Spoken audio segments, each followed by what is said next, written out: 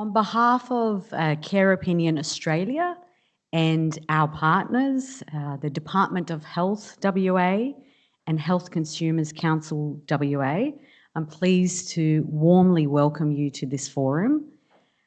This morning marks a very important milestone for your state. 10 years of having Care Opinion across Western Australia's public health system. And this is an opportunity for us today to reflect on that progress, to consider how consumers' voice continues to shape governance, culture, and improvement across the system. And before we commence our program, I would like to warmly welcome to the stage Alia Nestotorodis. I hope I pronounced that okay. To welcome us to country. And Alia is a proud young Whadjuk Noongar Yok from Bulu.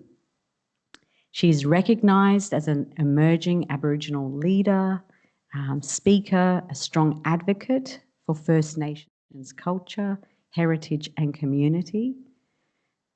Alia comes from a line of powerful women.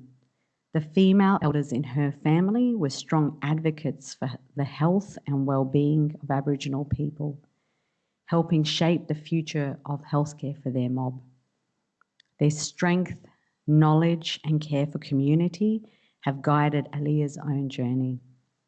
Inspired by these role models, Alia has followed in her ancestors' footsteps, and in 2023, she was given the opportunity to work for Health Consumers Council as an Aboriginal engagement officer. And with the blessing of her elders, she has been given permission to welcome us all to country this morning. Please make welcome, Alia.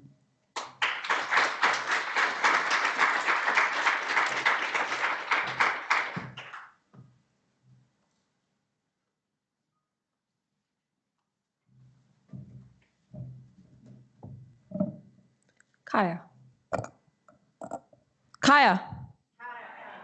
Hold on, it's a bit early. I think we need to wake the whole of Boorloo up. Kaya. I think we could do one more. Kaya. Beautiful. It's lovely to know that we are all here this morning. So Kaya, ngan kwel Alia, ngan wanju nunuk nija, ngan karich kuramort, nija wajak buja beket, ngan jerpen nunuk jinang nija. This morning we are here on beautiful Whadjuk Noongar Buja with our beautiful Derbu Yurgan just behind us. I acknowledge the Whadjuk Noongar peoples. I pay respects to my elders whose feet have walked this country before my own. To those who have lived, breathed and nurtured this very Buja that we are all here on today. We are truly blessed to have such a beautiful city to call our home, from the rivers to the coast, from the hills to the trees. I would just like to acknowledge my ancestors, elders and family. They have given me permission to be here today and to welcome you to country. Before I start, I would like to explain the difference between an acknowledgement of country and a welcome to country. An acknowledgement of country can be done by each and every one of us in this room, whereas a welcome to country can only be done by an Indigenous elder or somebody who has been given permission by a significant elder within their community. When we hear the term welcome to country, some may assume you are being welcomed to this country, Australia, which is not the case at all. Without turning this into a history lesson, the Whadjuk Noongar nations, the Noongar nations are made up of multiple different countries, somewhere similar to Europe. So the country that I welcome you all to this morning is Whadjuk Noongar Buja. My name is Alia Nestotorodis. Thank you, Tina, for pronouncing all of our Noongar words as well. And I'm a Kolbang Parfit from Narrogin, a small town southeast of Perth. I'm also Macedonian Māori, so multiculturalism is also on my side. Majority of my family were born in Narrogin, and I'm pretty much related to the whole state. So my family bloodline runs all across the southwest of Western Australia, and it scatters up north, connecting me throughout the state. I descend from the Whadjuk, Wilman, Menang, Gorang, Balladong, Bibbulmun, and Wadandi tribes within the Noongar Nation, so basically related to everyone. As we are all gathered here this morning, I want to share a bit of a story with you all. Back in the day, long, long ago, the Noongar peoples lived along this river. The Derbil Yurgan, Swan River, was home to many Noongar families. Our people have lived along the river since the beginning of time. It was full of stories, life, and knowledge. The Wargle, rainbow serpent dreaming, belongs to this area. The Wargle is the creator of our skies, our waterways, our hills, and the land. As he made his way throughout the Derbil Yurgan, Swan River, his body pushed up. So if you have a look on a bird's eye view of our Derbil Yurgan or Swan River, it looks a little bit like a snake. Buddhias, elders, would use songlines to educate and navigate our Kulungas, children, all throughout the city of Perth or Boorloo. They would walk up and down this Budja land every day to get from Mudgarat, just across from us, Harrison Island, all the way up St George's Terrace to the top of the hill, Karagarp or Karakumba, Kings Park. So up on the hill, Karakumba or Karagarp, was where majority of our women's business happened. It was a major birthing ground for our peoples. One of my 3 times back great-grandmothers was born up under a eucalyptus tree up on that hill, along with many other Whadjuk families from the Swan River colony. When I feel the need to be grounded, I'd march my way up to that hill, I'd walk all the way up to a tree and I'd just drop and lay on that grass. There was always coolbardies, magpies, and kookaburras flying past, just roaming around sussing out who's there.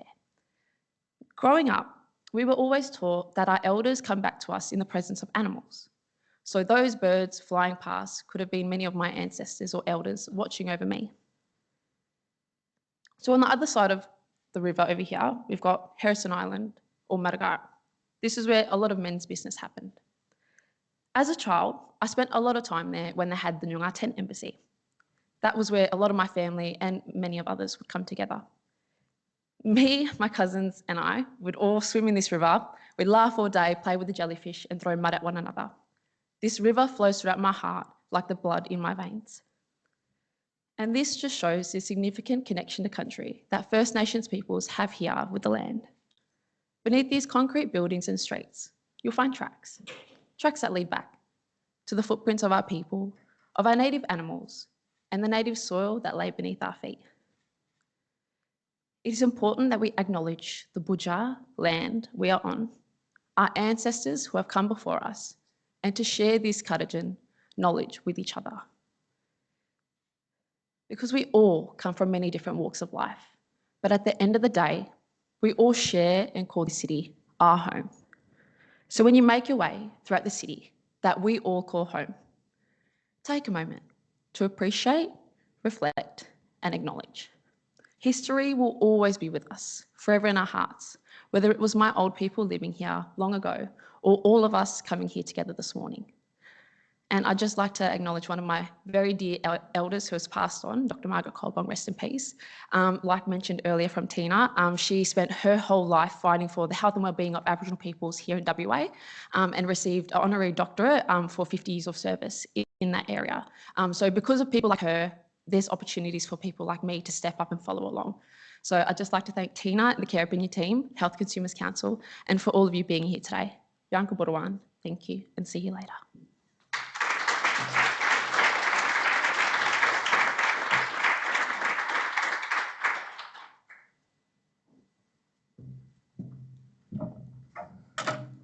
Wonderful. Thank you so much, Aaliyah, for that warm welcome and for sharing your personal reflections and connections to land. I would also like to acknowledge the Whadjuk Noongar people as the traditional custodians of the land in which we meet today, and pay my respects to their elders past and present. And with that, I would also like to welcome all the friends who are joining us online from across WA, Queensland, Victoria, and any other states. Welcome. Now for some fun housekeeping before we get serious. So any guests with dietary requirements should make themselves known to the wait staff. Please ensure that you do that so that you can be easily identified during the meal refreshment times. There's no smoking permitted at the venue, including the terrace. So guests, if you'd like to have a smoke, downstairs, outside. The toilets are located on the right down the corridor, as are two exits to the right. And if there were to be an evacuation, assembly is at the grass area downstairs. Now I would like to just take a few minutes, about 10 minutes or so, just to go through a few kind of highlights around care opinion and some data. Go back. Okay. So many of you are familiar with care opinion, so I'm not going to go into the ins and outs of how it works, but just as a summary, care opinion has been in Australia since 2012 and in the UK since 2005. WA was the first state to adopt care opinion, and successful pilots were completed between 2015 and 2017 across WA Country Health Services, or WACS region, leading to a state-wide adoption thereafter. In 2018, WA health service providers were expected to use Care Opinion platform as part of the ministerial statement of expectation to enhance systematic patient feedback mechanisms. And it has been meaningfully used and adopted since. And we're here today to celebrate that, but also to look at ways in which we can enhance engagement and bring more value to consumers' voice. Today, Care Opinion is in Scotland, Northern Ireland, Australia and Canada, in hospitals, in aged care, disability, as well as community services. They actually use it in primary care as well overseas. What makes Care Opinion different is that it's a relational two-way feedback mechanism. So a story or narrative is shared by consumers, providing rich insights because the consumer shares what they want to share, what matters to them. Where traditional surveys, the health service puts forward questions that matter to them. It's not really what the consumer is wanting to share. You're guided to respond based on the needs of the provider.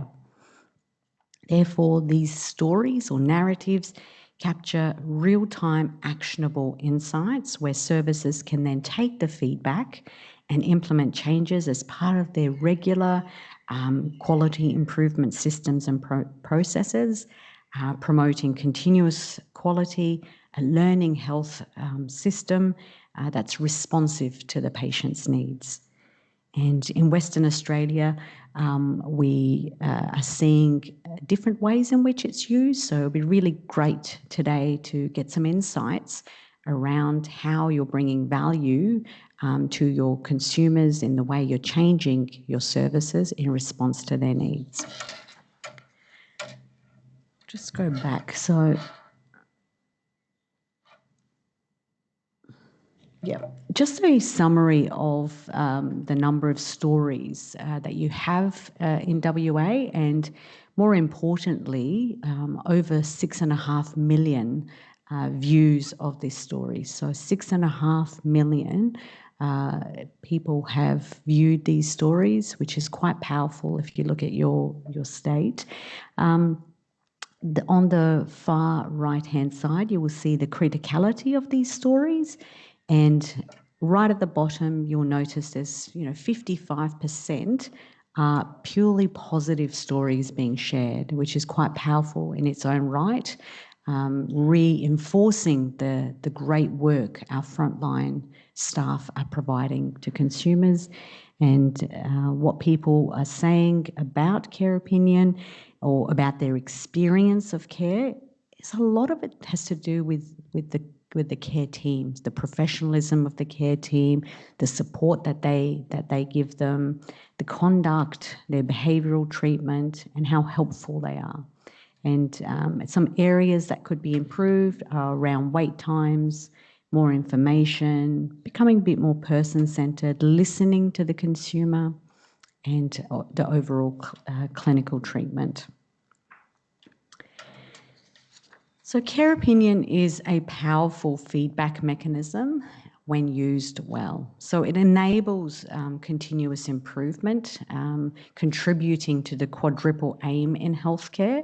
So it operationalises quadruple aim by embedding the patient voice in everyday practice, creating feedback loops that drive real-time change, strengthening the relationship between consumers and the care team, improving the well-being of the care team through the positive feedback that's shared, enabling targeted improvements supporting value-based healthcare where patients' insights are shared, again reinforcing what matters to them.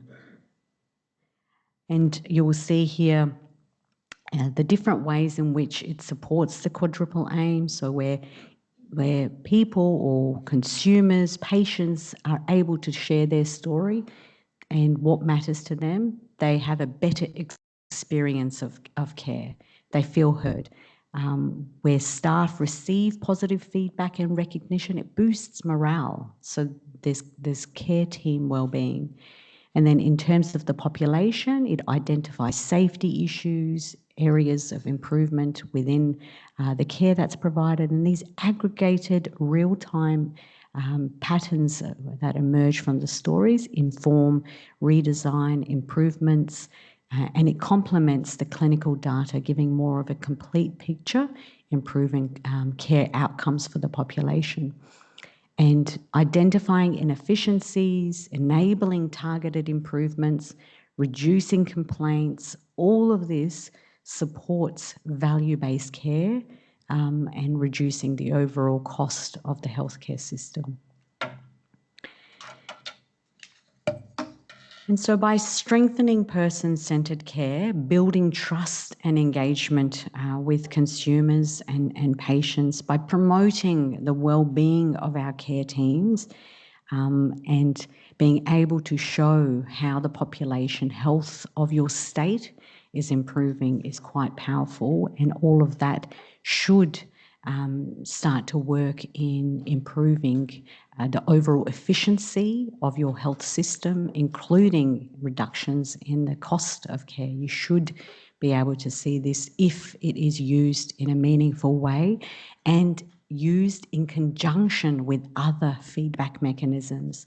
So I was sharing earlier with some of the attendees how across different states you see patient surveys are being implemented, and as part of the AgPower group of companies, we have a company that CFEP surveys that does PREMs and PROMs, so patient-reported experience measures and outcomes, and being able to systematically obtain feedback through surveys which have their place.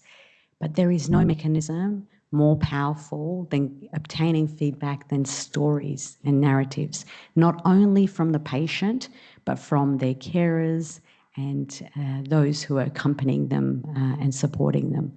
So today is about hearing from you, how you're using it, how value is being brought to your services and to your consumers and the population, hearing ways in which we can improve the value of the feedback mechanism, and seeing what the next decade of consumer feedback looks like and co-creating that together so we can do better to support you in supporting your consumers.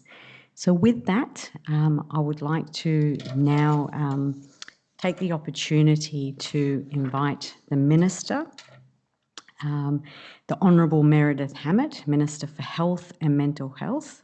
Minister Hammett has shown strong leadership in supporting a health system that values transparency, learning and the voice of consumers and carers. We are very appreciative of your presence here this morning and your support in this important milestone for WA. So please join me in welcoming the Minister to deliver her opening address.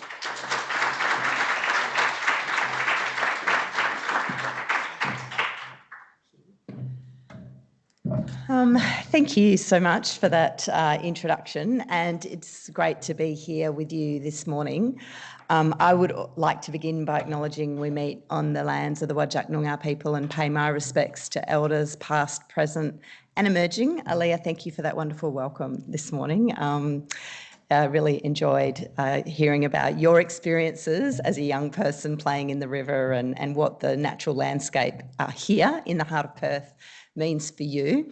I'm often struck by how beautiful Perth is, and it's impossible not to appreciate that great natural beauty. As we meet here today on the banks of the Derbarl-Yeragan, I think it's WA is one of the most beautiful places in the world. And so I do want to acknowledge the care and custodianship that First Nations people have had for our land for more than 65,000 years, which means we can all appreciate it today. But thank you to you all for being here this morning for what I am sure will be a really important discussion and an important focus on patient experiences. It really is a great pleasure for me to have the opportunity to join you this morning, particularly as we're celebrating 10 years of Carer's Opinion. So 10 years of commitment, 10 years of engaging, 10 years of being committed to hearing the voices of consumers and carers in our health system. So this is an important forum to reflect, but to acknowledge and recognise and also celebrate how those open conversations and how that collaboration have contributed to improvements in our system and bring a stronger focus right across our system on person-centred care. Now, it won't surprise you to hear that as Health Minister, I get a lot of feedback all the time about our health system. In fact, many of it is very positive. People take the opportunity, obviously, to write to my office. They email. I now have friends that share all manner of stories about their experiences in the health system with me, and some acquaintances that I hardly know as well. But I think what it underlines is, and I've got to say, overwhelmingly, those stories are positive. Not always. People do also give me feedback about ways to improve. But the passion and commitment with which people talk about their experiences in our public health system strike me on every occasion. And whether those experiences have been extremely positive, whether they are making the point that they'd like to see some improvements, people feel very strongly about our public health system, about the care that they receive, and about the importance it has in their lives and in their families' lives as well. And I'm not telling you anything that you don't know. Health touches everyone's life. And we don't know how important it is until we need it. And at that point, there's nothing more important. And that's why our government is committed to improving healthcare experiences for Western Australians. We've made it one of our top priorities, that having access to the healthcare that you need, one of our top 3 priorities for people in Western Australia. And of course, we know that a large part of delivering quality care centres around the patient. And it starts with the patient feeling heard, feeling respected and feeling supported. And that's why the work of Care Opinion is so important to our health system as well, because it does allow for that feedback that people wish to make to come through a structured engagement as well. And of course, we know that by getting in feedback, that's how we can enhance healthcare experiences, by being open to that feedback, by having transparent and honest conversations with people as well. As healthcare providers, listening and acting on feedback will help us deliver better patient outcomes, better clinical outcomes. It'll improve efficiency, and it will, of course, strengthen quality and safety right across our system. But most importantly, it supports us embedding a culture of continuous improvement. So one where people and their experiences lie at the heart of our health system all the time. Now this, it won't surprise you to know that many of you will be aware that I was involved in the Sustainable Health Review as one of the employee reps on that panel, in fact, at the time, along with representatives from the Health Consumers Council. And one of the first strategies outlined was about committing and collaborating to address major public health issues. And so the WA health system has remained committed to that since becoming a supporter of Care Opinion in 2017 and being committed to collaborating with consumer voices to deliver that patient-centred healthcare that was such an important part of the Sustainable Health Review. Recommendation 4 of the review makes it clear that we must commit to new approaches that support citizen and community partnership in the design, in the delivery and evaluation of sustainable health and social care services and the reported outcomes. And a key priority under this recommendation is to continue developing the use of Care Opinion as a way of listening to and engaging with consumers, carers and the community. And as the point has already been made this morning, understanding the personal stories and the personal reflections that people tell about what their care meant for them and what it meant for their family. Because it's only through having this genuine conversation that we can become better as a health system, how we can incorporate that informed, compassionate care in everyday services. We want West Australians to be empowered to share their personal experiences across health and the social sectors, to share it with service providers so that they're able to openly read and respond to and learn from that feedback. So this demonstrates our system-wide commitment, our government commitment to open conversation, to transparency and to continuous improvement. And particularly, it underlines our commitment to the powerful role that lived and living experience plays in strengthening how we deliver care to the people of Western Australia. For every experience that's shared, it contributes to a better and a broader understanding of what our community needs, and it reinforces the very important role that patient voices must play in our healthcare system. So today is an important point to stop and reflect on the 10-year journey that has been the partnership with Care Opinion. So thank you all for being here today and making this a priority in what I know are very busy roles, very busy lives that you all have. I do want to thank the organisers for bringing us all together today. It is an opportunity to celebrate, but to reflect about what still needs to be done. So I'm very pleased that we've got the opportunity to support today's forum. Care Opinions nurtured that safe environment for health service providers and for consumers to listen and be heard. And I look forward to the continued work we will do together in improving healthcare experiences for West Australians, because I know that together we can continue to strengthen person-centred care and we can deliver meaningful, lasting improvements for our community as a whole. Thank you for your time in being here today. Enjoy the networking, the reflection, the celebration, but most importantly, thank you for your commitment to making sure that we are delivering person-centred care in Western Australia and ensuring that West Australians can access the care they need, no matter who they are, no matter where they live in this great state. Thank you.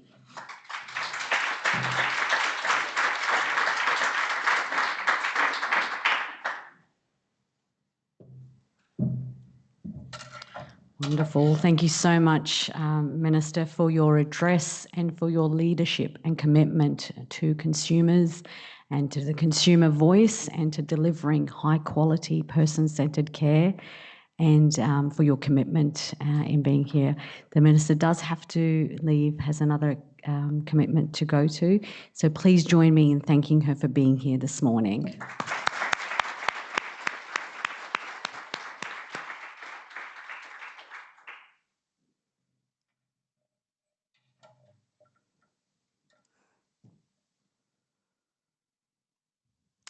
We will now turn our attention to a very special recording of a presentation by Fraser Gilmore.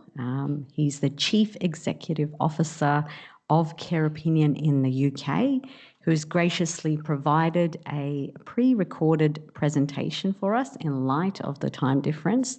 He did offer to join live, but we were kind to him, and he's done it before. He's in all hours of the morning or night, but in this occasion we felt that it would be more appropriate to have a recording. So Fraser oversees the successful implementation of Care Opinion across England, Scotland, Northern Ireland, as well as the international partnerships like Australia and Canada. As Care Opinion marks its 20th year in the UK, Fraser leads the organisation with a clear belief that stories have a power to improve care. He sees each story shared on the platform as an opportunity for reflection, for dialogue and improvement. Under his leadership, Care Opinion continues to strengthen its role as an independent bridge between people and services, supporting healthcare organisations to respond openly, learn visibly and build trust through transparency and engagement. So with that, if we're able to turn on the recording, that would be wonderful. Thank you.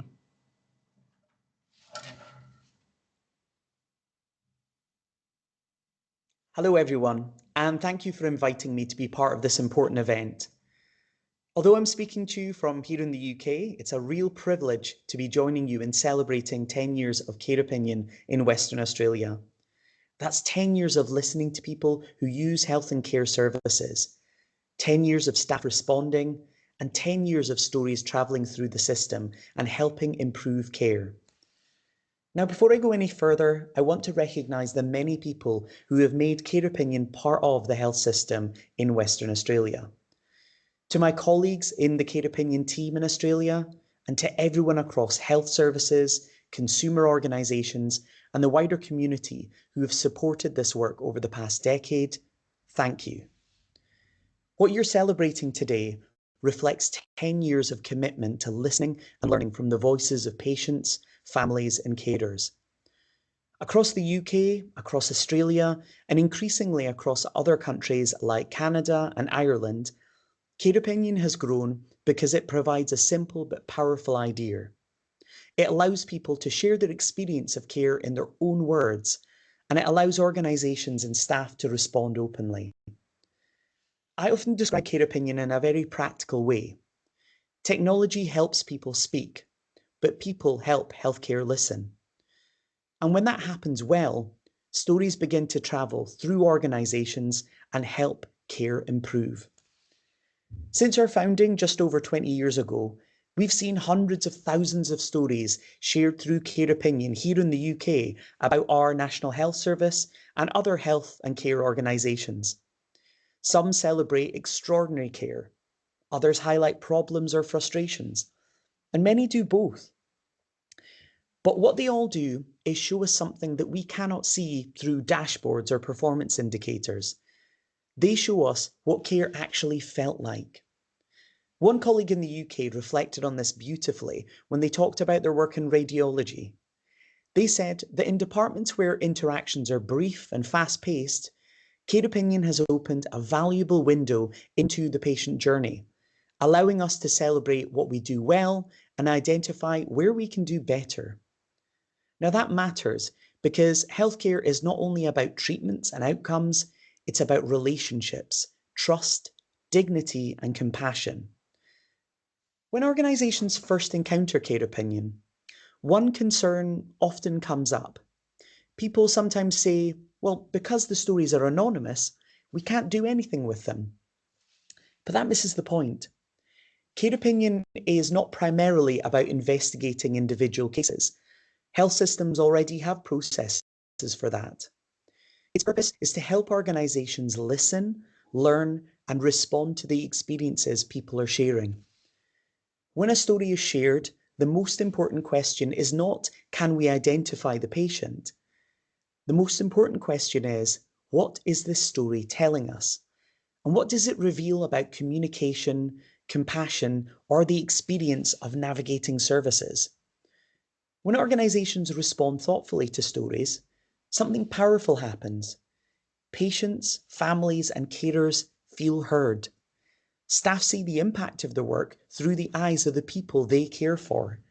And leaders gain insight into culture and experience that traditional data simply cannot provide. Across the NHS in the UK and health and care services here, we've seen Care Opinion stories used in many ways. Teams read stories together and reflect on what they can learn. Boards use them to ground discussions about quality and real experiences. Positive feedback is shared with staff to support morale and well-being. And Care Opinion stories are used widely to improve, design and redesign services based on what matters to patients. One senior healthcare official once said to me that care opinion had changed the way they thought about quality. The data tells us what's happening. The stories tell us what it feels like. Stories also lead directly to improvement. And one member of staff recently described it like this. Care opinion gives us a unique opportunity not just to listen, but to act.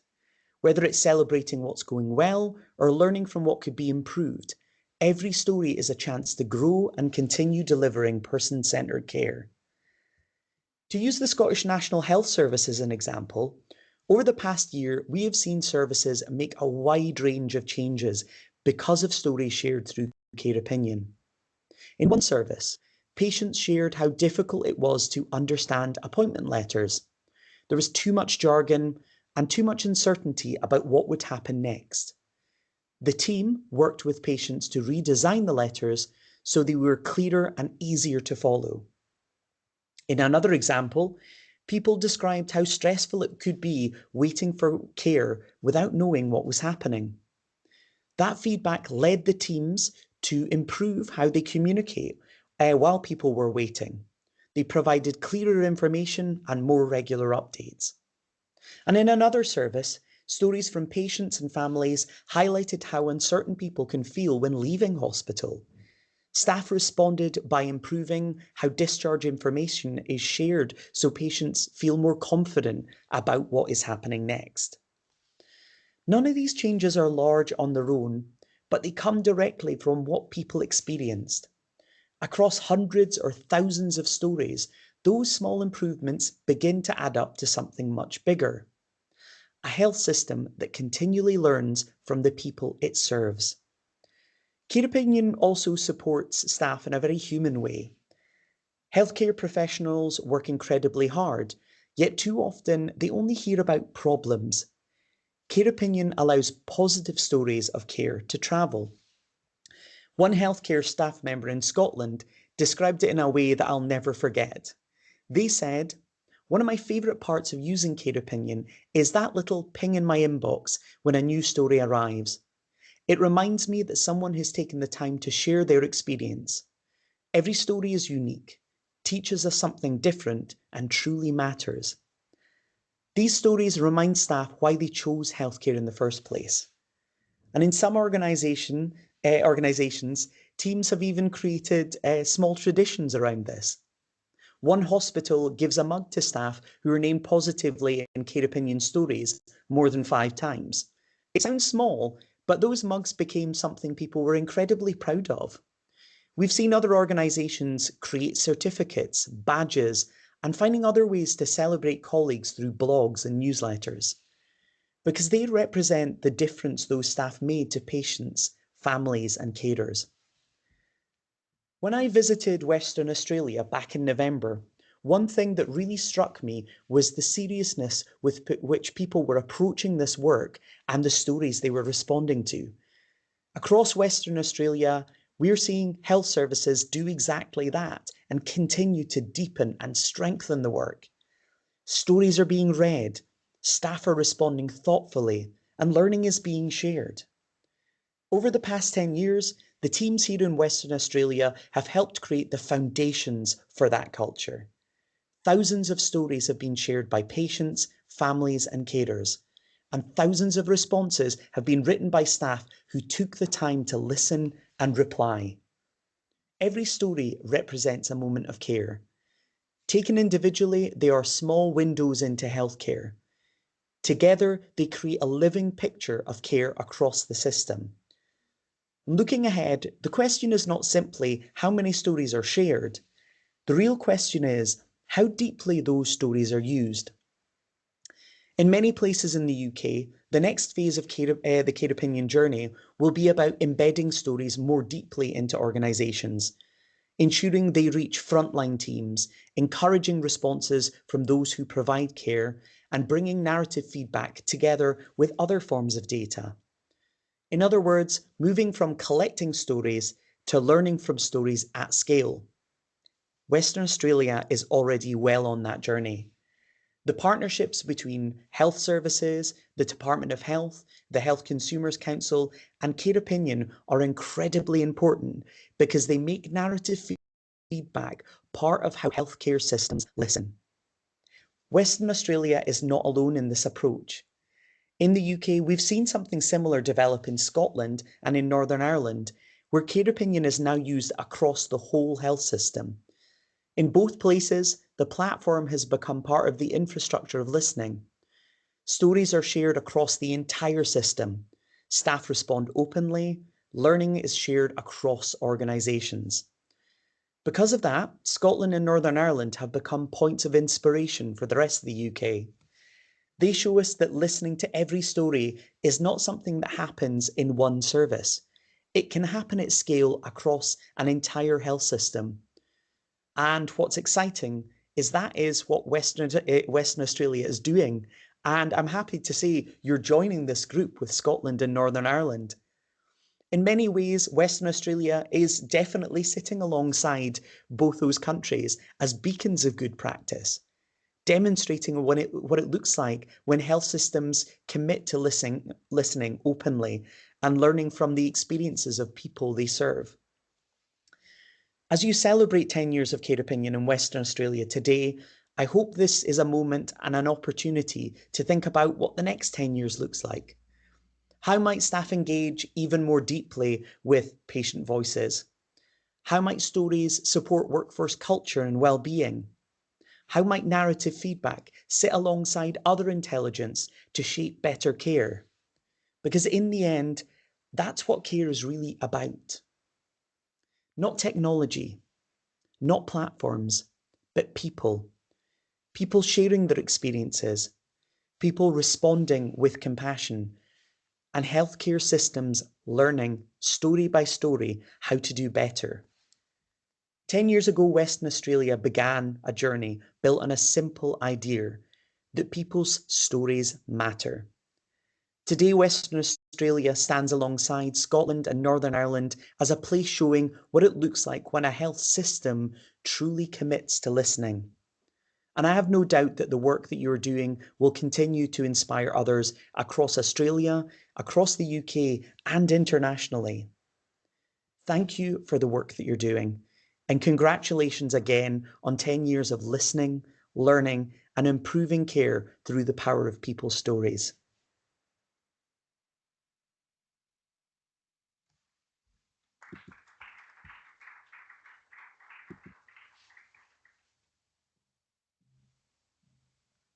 Could you feel Hello, his, everyone, and thank you for inviting. feel his energy and passion? It was just jumping out at us. Thank you so much, Fraser, for taking the time to record such a wonderful, inspiring presentation for us and sharing the invaluable insights on how Care Opinion has grown in the UK, in Ireland, in Scotland, and how its impact is being felt across the health system. I think it's really important to hear these examples and how it's being utilised. So some of these specific examples that he shared are ones I'm sure you're familiar with, and we'll hear a lot more about how Care Opinion stories are being used in WA. But this opportunity for exchange, so you can learn from each other on bringing more value with what the stories are telling us, I think is really important. And there may be sometimes missed opportunities for that between health services. And really the next stage or the next iteration of patient or consumer stories in WA is how do we embed it in more and more health services, and how do we ensure that more and more staff have access to the patient stories and are using it to improve the services that they provide. So it is now my pleasure to introduce Dr. Leslie Bennett. Dr. Bennett is the Deputy Director General, Clinical Excellence Division at the Department of Health. Before joining the department, Dr. Bennett held the position of Executive Director at the Royal Perth Bentley Group at East Metropolitan Health Service. Dr. Bennett is a practicing physician and is recognised for her leadership in clinical governance, safety and quality, workforce wellbeing and service transformation. Please join me in welcoming Dr. Bennett.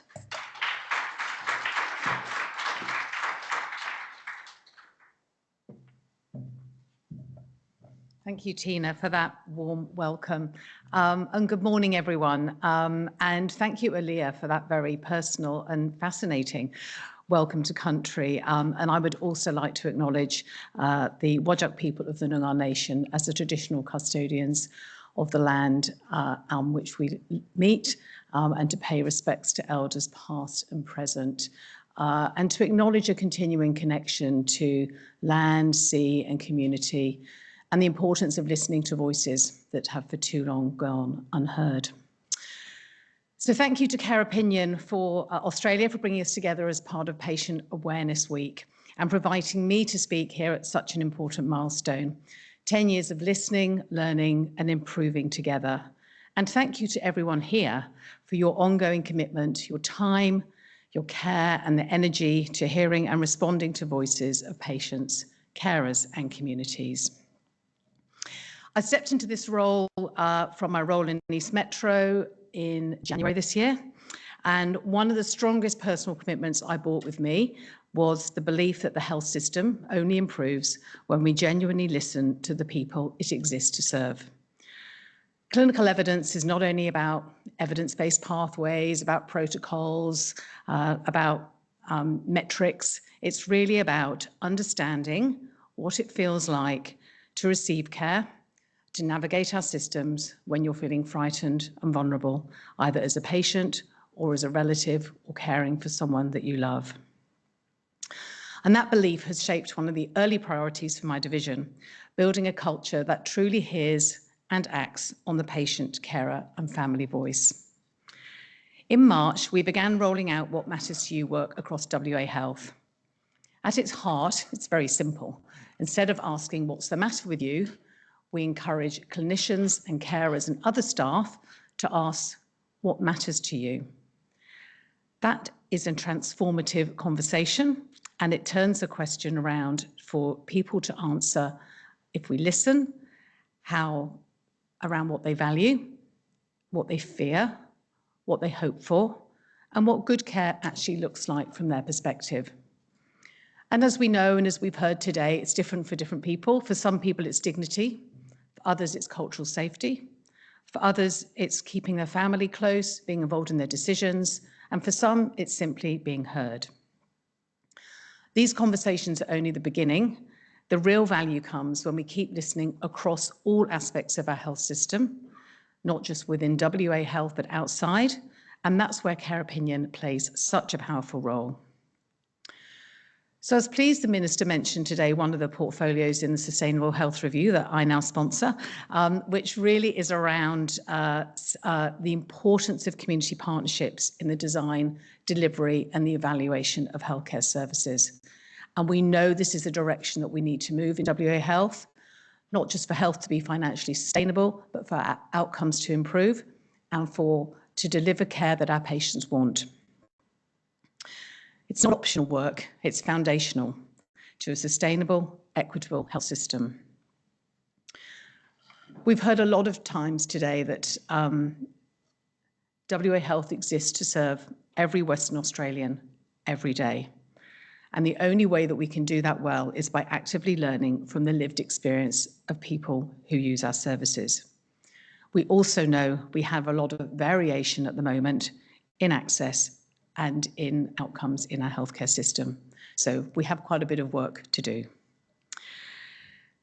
We also know from good evidence now, and I will use some stories or some data from NHS Scotland. So NHS Scotland rolled out What Matters to You, and they have shown consistently that outcomes improve for patients. So falls in the aged care ward reduced by 50%, their complaints reduced dramatically. We know that resources are used more effectively, and services are much more relevant to what the community wants. We have to remember that listening well is also critically important for people who have historically been missed or marginalised.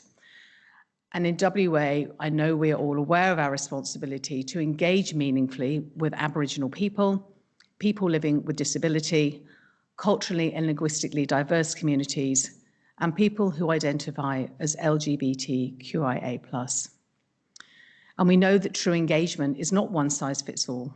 It requires culturally safe approaches, accessible feedback pathways, and the genuine willingness to hear feedback that may be uncomfortable but necessary. And feedback is not about a complaint system, it's about whole system learning.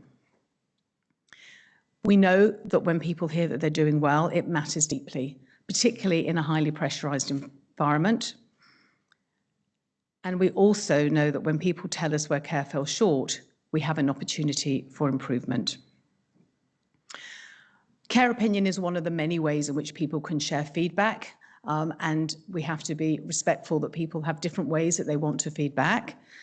There is communication with staff. We have our liaison services. We have surveys. Some people want to write emails. Some of the older generation, as I'm sure you've seen, like to write 3-page letters in handwriting.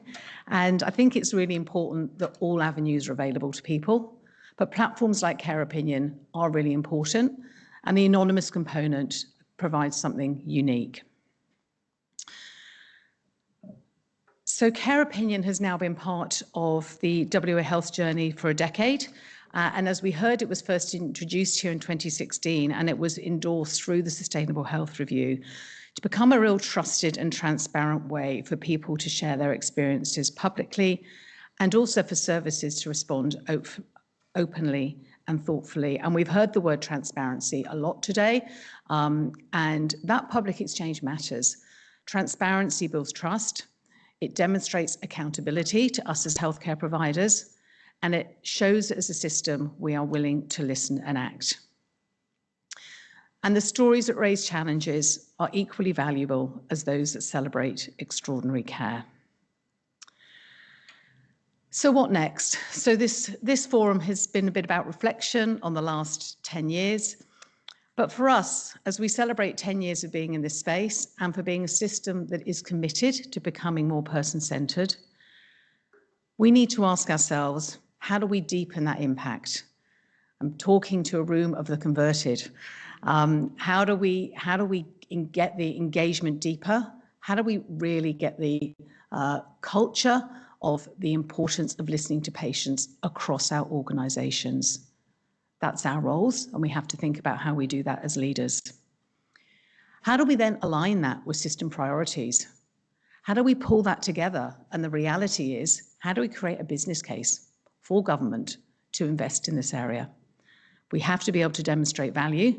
There has to be something that Treasury is going to commit to.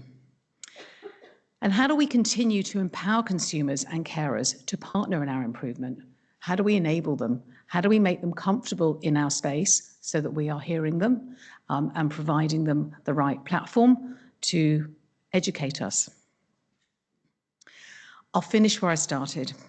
Healthcare is at its best when consumer, carer and community perspectives sit at the centre, not at the margins. And feedback is not an add-on. It's essential to safety, quality and sustainability. So as we mark 10 years of listening, I invite all of us as leaders, clinicians, advocates and partners to keep asking, what matters to the people that we serve and how are we responding? Thank you, and I look forward to the conversations ahead.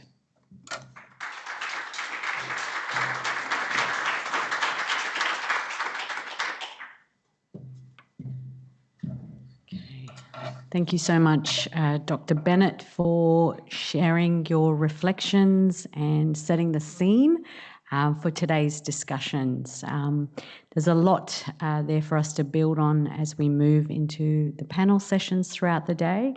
And I think the What Matters to You initiative that you have is really at the heart of Care Opinion.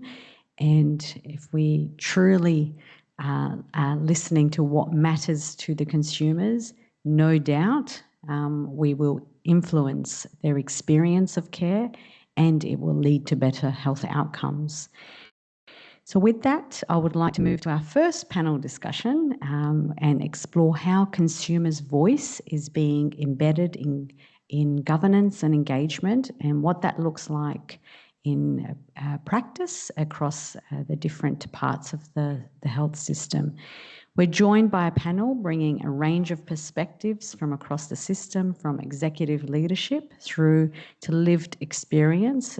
Joining us today, we have Alicia Michelini, Executive Director, Goldfield. So if you would like to make your way to the stage, Alicia. We have Sarah Louise Lang, Acting Executive Director, Armidale Kalamunda Group. We have Gloria Jacob, Chairperson, East Pilbara District Health Advisory Council.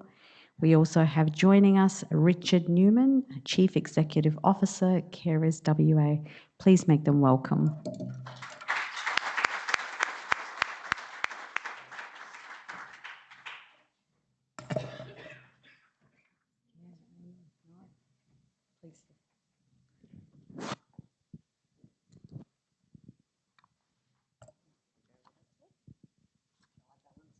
Yeah, come and sit nice and close. That's it. Okay, welcome to our panelists. And I do have a set of questions which I can start with, and then as we're going through these questions and responses, please think of any other questions that you may have that you would like to ask all of them, or anyone specifically as well. So we might start with Gloria, if that's okay. Sorry, Gloria. It's okay, Tina. How are you? Good, thank you. Welcome. So before we start, just to give you some context, over 6,000 stories published on Care Opinion relate to experiences with wax, with over 60% of those being wholly positive. We also often hear from consumers that they were encouraged by staff to share their stories. From your perspective, what is it about the way Care Opinion is being used in wax, including how frontline staff are engaging with it, that has led to so many people sharing their stories? Thank you. I'm very pleased to be here today. Thank you very much for giving consumers a voice on this panel. I guess why people feel they can share is largely based around Care Opinion is viewed, I suppose, more of a feedback mechanism, an invite to provide your stories, provide your feedback, rather than a complaint system. And I think it works, Fraser mentioned it, in whole with other mechanisms, because not everybody, Care Opinion is a digital platform, but not coming from the Pilbara in particular, not everybody communicates in that way. But the staff, encouraging feedback helps a lot. And with regards to staff, the frontline staff in particular are key to this. If they feel like they can encourage people and use that feedback as not a complaint, but more of a continuous improvement, they allow people to tell our stories in our words and feel like there's confidence in the system that somebody is listening. So that is really important.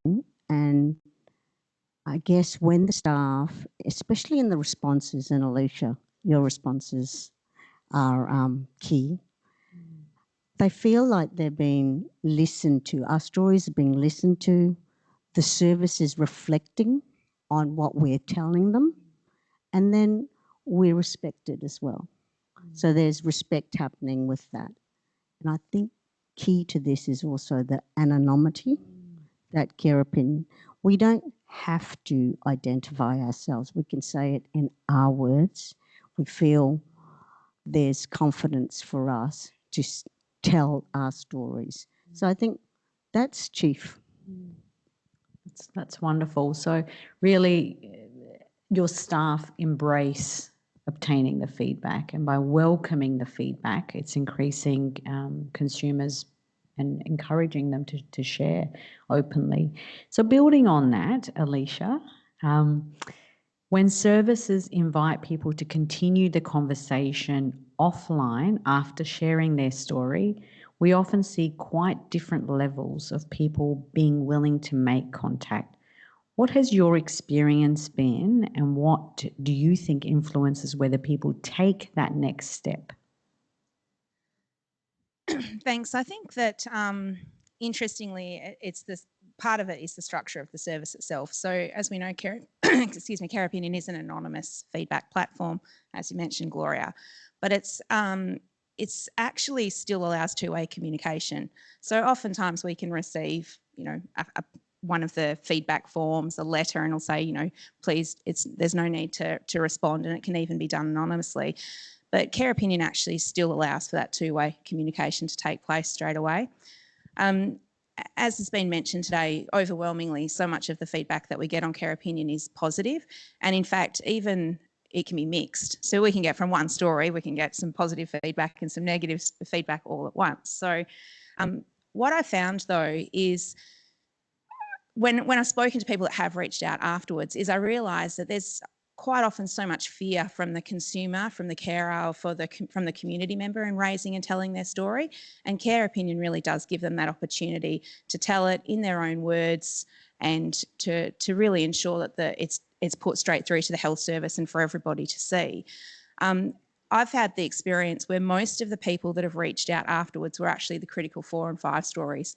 So most commonly, it's the people that have had a really difficult and challenging and hard experience that they've come forward and told us about.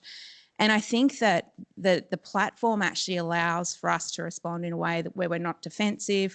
We get straight to we've heard you, and we would actually like to see that improve. And it still has a personalisation element, even though it's anonymous. It's still quite incredible. I find, I hit the read aloud function, and I find actually every time I read a response, it feels like a person is reaching out and speaking. And I always, make a point of reading aloud my responses so I can actually think, what's it like for the person hearing this if I actually listen to what they've had to say? And so I think that platform and that two-way communication really supports it. And people have wanted to reach out and be heard. And from then what I found is that often I will go into meeting with people. And like I said, most of the people that I've had reach out are the Crit 4-5 stories. So they have had a really difficult experience. And often there's a lot of fear about them coming and speaking to people from the health service, and even more so returning and re-engaging with the health service. And so opening that communication and following it through. Oftentimes I'd always want to come up with the solution of how do I fix this, or how do I find the answer that actually it didn't really happen that way. And that was, just of a personal, that's often the time you came to. But having been through the experience a few times, what I found now is just listening, and most people just want to be heard. They just want to tell their experience. They just want to hear that, I'm sorry that it happened to you. Thank you for coming forward. I always think I'm sorry and thank you are 2 ways to open and close every conversation. But what you find when you're talking with them and hearing about what has mattered and what it has meant, solutions, improvements and positive steps really do come to the fore. We've had people that have had exceptionally difficult birth experiences, and out of that we now have a debriefing clinic that's offered to every woman that comes in that has had an emergency event or difficult part of their birthing experience, and the uptake and the feedback that's led to positive feedback again and again and again. So there can be really big changes that advocate for the service. And that's the other thing, the people that have had such difficult experience, I've seen on Facebook on our community pages, because I know who they are now because I was working with them, advocating and saying, just reach out, put a care opinion post, someone will get in touch, someone will help you with your next step the next time you want to engage with the service. So these people that had such a difficult experience now become the biggest advocates for their local community, their local consumers and their local health services, and I found that very wonderful. Thank you for sharing that, and also for closing the loop. So sharing an example of how change from a negative experience leads to positive experience for those thereafter. That's a really nice segue to the next question for Sarah Louise. When stories come through and you're responding to these stories, what approach do you take to ensure your response feels genuine and person-centred? Thank you. Thanks for the question. So I think the most important thing for me is, reading through the story and just sitting in the space, actually. I think hearing the information from our consumers, our patients, our carers, it's very meaningful to hear it in this way. And what I try to do with, of course, our patient experience teams and our quality and safety teams around how we respond is getting to the core of the issue. So I think everyone will provide their narrative in their own way. And so really scrutinising what people will provide, because they will do it in a different way and everyone communicates differently. So trying to understand what that means and get to the core issue. And I think it's always important for me to ensure that we convey a very genuine empathy and concern and acknowledgement of whatever has been provided, whether it's positive feedback, whether it's concern about their care, and just, I think, responding in a meaningful way so that people feel heard. That's the most important thing, I feel. If required, I will ask questions. I think it's important sometimes to get to the core of the issue. And I know it's not about individual patient stories sometimes, and it's about hearing what people are saying. But sometimes I think it is important to go back and ask the question. It's one of our tools in our tool belt and how we can hear what people are saying. So I think it's important to go back there. Yeah, so they're the main things. And I think looking overall in our response, a very empathetic and meaningful response is important. Thanks, Sarah Louise. And I think we'll delve into that a little bit more later. I mean, it's one thing to try and be empathetic in your response and person-centered, but what has it taken to be able to build the skills, the confidence, I suppose experience in being able to do that well? Oh, I guess it sort of comes from all my experience dealing with consumers in the clinical space, but also hearing from our teams and how they work. And like I say, sitting in the space, I think if you're able to convey that in the way you're delivering the written word back, it takes experience and sort of leaning into that to convey the message. I like what you were just saying about the hearing the words. I think I'm going to use that tool. I think that was really such a good tool. That was a really good method. I think reading things, you can hear things and try and see in between the words as well. And I think that would really help with that message. Even reading your response, your own out loud, to see how it would actually come out if you were to convey that verbally. Yeah, it's really powerful. Thank you. And Richard, bringing the carer perspective, how can health services ensure they are upholding carers' rights to be recognised and heard while appropriately navigating confidentiality when responding to the feedback and stories? Thanks, Tina. That's pretty much a layered question, so I wonder if I could probably layer the answer. First of all, it's about grounding in carer reality, and carers are often the constant between a system that can seem periodic or sporadic or even fragmented. And so there quite often notice changes within systems more than people who actually work in those systems. So they're a rich source of intelligence, and I think we should look at that feedback loop as a source of intelligence rather than just perhaps people telling us their thoughts and their feelings as well. So when we look at the rights and the recognition, it's, and as we hear this all the time, but it's vitally important that we actually explicitly ask people for their feedback. Quite often it's taken as a given. We have a mechanism for gaining it or obtaining it, but we don't actually articulate that explicitly we want people to be part of that process. And it should never be seen as a barrier, and quite often we use confidentiality and privacy as a barrier by saying we can't explain or we can't expose too much information. It shouldn't be used as a barrier, it should be used as a workaround, I think. Saying things we can't share details, but this is what we see and this is what we're hearing. Is that correct? And also responding to feedback well. It is about closing that loop. It is about circling back to what the original issues and concerns are about. So carers are often seen as a peripheral in that caring relationship. And I think we need to clearly articulate that carers are part of that and an equal partnership in that relationship. And as I said right at the beginning, they quite often see and hear and notice things that people working in the system don't. So they're a rich source of intelligence. They are indeed. I do have more questions, but I will pause there and turn to the audience and to see whether you have any questions for any or all of the panellists. Are there any questions? Yes. If we might be able to use one of the mics.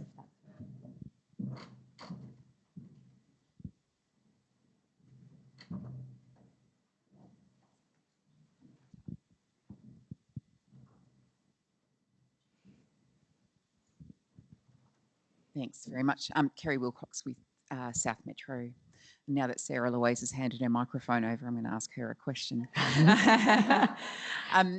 I suppose part of what we all deal with, and it's been mentioned about how do we get the understanding of the care opinion feedback, the language used and the responses from the operational staff on the floor in what we all experience every day, particularly at the moment, how complex the system is and how very, very busy all of the staff are. And so Sarah Louise, I suppose, given your roles, how do you manage to get the operational level staff, the nurse manager and the CN group and those level staff to really look at and engage and understand?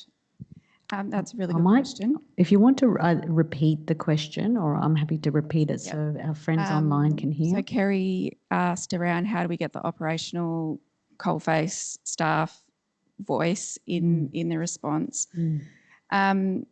That is a really good question, and I think that's something that's always been important to me in all my roles, is to understand the experience. I think, but also conversely, to get the frontline staff to understand the patient experience. I think a lot of the, and in the formal feedback process that we have through our patient experience teams, a lot of the times the staff will come back, because it always goes to the nurse unit manager, or it goes to the head of the department, or it goes to the catering manager, or it goes to whoever. And a lot of the time the response you'll get, it's very process driven. It's very, oh, that doesn't meet with the Work Health Safety Act, and it, you know, those types of things, that we blocked the door, and et cetera, et cetera. But my response when I get that feedback from our clinicians and our teams is, I think we're missing the empathy there. And I know I've used that word a lot, but it's core of who I am as a human and how we're treating our humans and caring for our humans. So I try to go back and, because I think the context is important and it can explain things, but at the end of the day, the people are providing their experience and the humans are telling us how they felt. And sometimes a policy or procedure just really isn't going to help with that.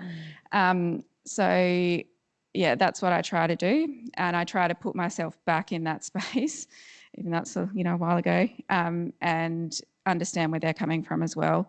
But then also use some of my own experiences as a patient or a client or a consumer or however, to inform how I might share the story with our clinicians and our teams. Like, if you were that person sitting in the waiting room for 8 hours and no one talked to you, would you be cross about that? Probably. Or, if you're at the cafe and the barista isn't even like acknowledging you, that makes you cross, right? So how do you, I try and make it relevant to people's experience, because I think you just get super caught up. So that is what I try to do. Sometimes I think it's heard. And yeah, but also acknowledging, I think people hear a lot of the hard stuff, but also always sharing the great stuff and how it makes them feel, so. Just building on that, would you do that organically throughout the day as required, or is there specific times allocated to doing it? I'd like to think I had allocated time. No, it's all, we're very fortunate that in my areas I have patient experience teams and quality and safety people that help me to get there and be timely, and because I think that's actually one of the most important things is timely response. Absolutely. And even if you don't have all the information, just being like, I've heard you, thank you. But yes, absolutely. I'll go find someone, that's related to and be like, oh, hey, that, can we just, how else can we respond to this in a way that's meaningful? Yeah. So embedding into everyday practice. Any other questions from the audience? Yes, down the front here.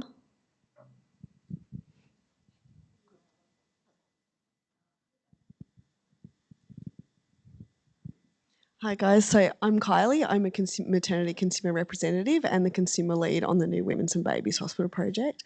And I have a question for Alicia or Gloria around, sorry guys, just around some of the consumers that I speak to in regional remote areas. There is a real fear to use care opinion because it's in some small towns it's not actually anonymous, and they're quite fearful that if they put in their story on care opinion, it's going to be quite quickly recognisable by the clinicians, but they do want their story to be heard or improvements to be made at their local service.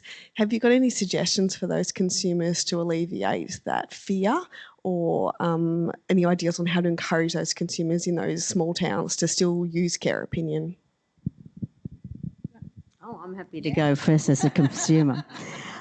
I think that's where I really appreciate the fact that the District Health Advisory Councils exist. I think we are in amongst the community, and a lot of the people on our council in particular, they're trusted members generally, and they're on there to provide that two-way feedback on. And it's not about just, I think what people inside of the system need to is welcome feedback as not complaints. It's a chance to improve. And I think that's really important. If the service listens and reflects and then sort of acts or changes are made, then I think consumers feel like, but I get your pain about the small fishbowl we all live in. And you are absolutely right about most people know everybody. But that, if you feel like there's somebody that you can trust, whether it's through the care opinion, I feel if the system says, give us your feedback, we're not going to blame you. It is, you feel more confident and trust. And that only comes from when I come to the service and the service says, I've had a bad experience, but the service says, provide us that feedback. Let's see what we can do. That welcoming, that feedback makes a huge difference. And I know it doesn't exist, but it's a work in progress like everything. So DHACs, trusted members of the community that everybody knows by name. Hey, Glor, I had this, well, I'll tell you an example. I've got a friend who went down to Newman. Now, Newman's 400 k's away from us, 400 and plus k's away from us. Attended there with real serious pain. got discharged and was told, oh, she wanted to stay in, but was told, oh, you're fine, go. Had to get back to Headland, drive that car with her back issue, then got admitted into ED straight away when she landed here. Now, things like that, they don't write on Care Opinion, but they came back and says, Glor. And you know what was really, really heartening for me? Dr. Annie Lang, up in, and I'm name dropping, yes. I mentioned it to her and I said, what are we doing about transport when people, you know, and you're not going to have RFDS, you're not going to have an AMBO go out, you know, and drive you 400 Ks. So then she contacted the young lady and had a conversation about that. And then, you know, the conversation started. We're not asked, they just want to be heard. And I think that's really important. Thanks, Gloria. No, that's all right. I think the strength and the value that our district health advisory councils bring for country consumers and the voices of people is so critical. I'd also just encourage Kylie that people reach out and say, I want to tell my story, but I'm not sure where to start. Could someone get in touch with me? And I think, you know, again, we always try and provide a contact and a person, you know, photo and a name for that response, and then follow through that person is the one to contact. And I think that could start with a conversation. And I can really understand why people, especially in country towns and small communities, why they're really scared and hesitant. I think we are really breaking it down though and trying to move away from the us and them. And I think we've had some really great successes where when we talk with carers and consumers and members of the community, that when they have built up the confidence and we've heard their story and then actually said to them, would you like to speak to the people involved in the care, or we can pass that through. What I found is the clinicians often know things were challenging and difficult. They want to learn, they want to improve, and they're actually afraid of reaching out and the same thing. So, you know, I just really welcome people to just start the conversation, and it's a responsibility of people like myself in the senior positions as well to really empower our team members to make sure we're supporting consumers that do that. So that's a responsibility that I definitely take on, and I think that's where we need to really make sure that the platform, the voice and the message that we've heard today about the importance of consumer and carer input really holds fast. I think something really important with regards to these smaller communities is the way that news travels. So if a consumer is empowered to share their voice and they get a good experience, the services are more open to it, then they share that with their neighbour and with their friends. So within that community, like a ripple effect, it will be. We have a culture created here with our health services that are open to hearing the feedback. So hopefully over time, that culture is embedded within these small communities, empowering them to share. Please. Hi, I'm Claire from Health Consumers Council. Touching on that, then building on the questions so far, one of the things I'm struck by is that particularly when a system is in high demand, there's a lot of pressure, and people are working flat out. To get feedback that's less than positive can, I imagine, be quite challenging. I know it is for me. Like sometimes I might be inclined to go, oh, for God's sake, like I'm doing my best. But I have an experience of me giving some feedback to some health, in a healthcare setting where I'd been hearing some things from the community, and I shared it with a group of staff, and I sort of said, oh, well, I've been hearing that people would like more about this. And I had two responses in the room. One person went, well, that's not right, because we're really good at that. And the other person said, that's really interesting, because I would have said we're really good at that. But that's obviously not what people are experiencing.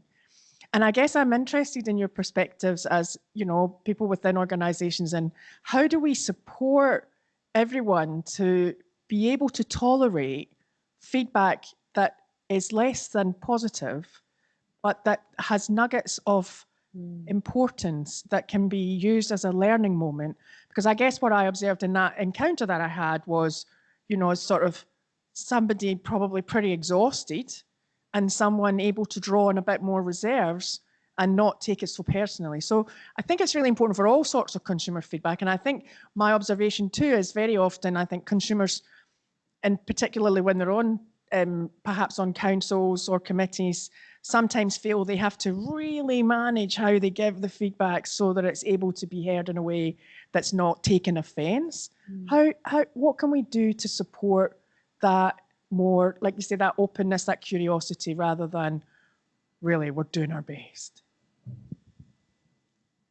Can I get started? Is that all right? Yeah. You made me realise that curiosity and compassion are two of the values for WA Country Health Service, and I think that there's a real reason for that, and it's really needed particularly, like we said, in country areas. Oftentimes, you're only 1 degree separation away from the person that was the client, the person that was the staff member. They usually know each other as well. I would sort of speak to some of the processes that WA Country Health Service have actually put in place since over the past 10 years as well. I mean, we have a patient experience and consumer or community engagement team as well, very small, but the work that they do is so powerful and actually proactive. And Care Opinion's one of the platforms and one of the tools that's really used to drive that and that they've supported, but that real empowering people and the strength that comes from teaching our staff and teaching our consumers not to take it personally, and that to lean into that curiosity. And I actually think that you've got an opportunity every time that there's an engagement on a platform, but also proactively as well, that as health services, we actually need to be responsible for training, teaching, supporting our clinicians and our staff members, our non-clinical staff as well. Don't be afraid, don't be defensive, actually listen, be curious, be compassionate. There's always two sides to the story, and you won't get in trouble, because I think that's often been a big part of it, is that when people go into a bureaucratic and hierarchical organisation, you know, we're trained from childhood to think we're going to get in trouble. So it's really proactively working through that and empowering people. And I think we've come so far. But I think that's one of the really important strategies to take through into the next 10 years as well. Thank you for that. I do have a question from online guests. So thank you, Tony, for your question. It is to any of the panel members. On occasions, clinicians are concerned with the content of the care opinion story, but can't work out who the patient is from the information. Any suggestions on how this could be minimised? So it is anonymous.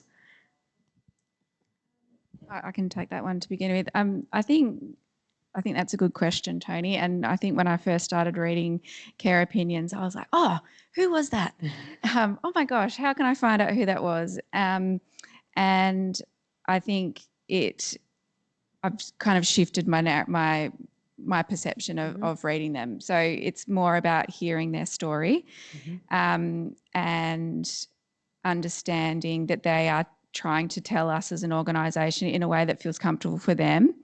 They're giving their feedback about how they, you know, whether it's, you know, positive or, you know, some constructive feedback in a way that is meaningful to them, accessible to them. But we always do pop something down at the bottom, which is, you know, we do have our formal processes. If there's anything else that you'd like to engage with us, then we'd love to hear from you. Sometimes, though, there are really concerning things. And I know that they're moderated by Care Opinion and, you know, depending on their criticality and all those types of things. And if there is anything that I feel like I need to know, I will strongly encourage people to give that feedback, either in a different way, in a way that they can feel comfortable doing, lots of different avenues, whether they want a phone call or, you know, whatever.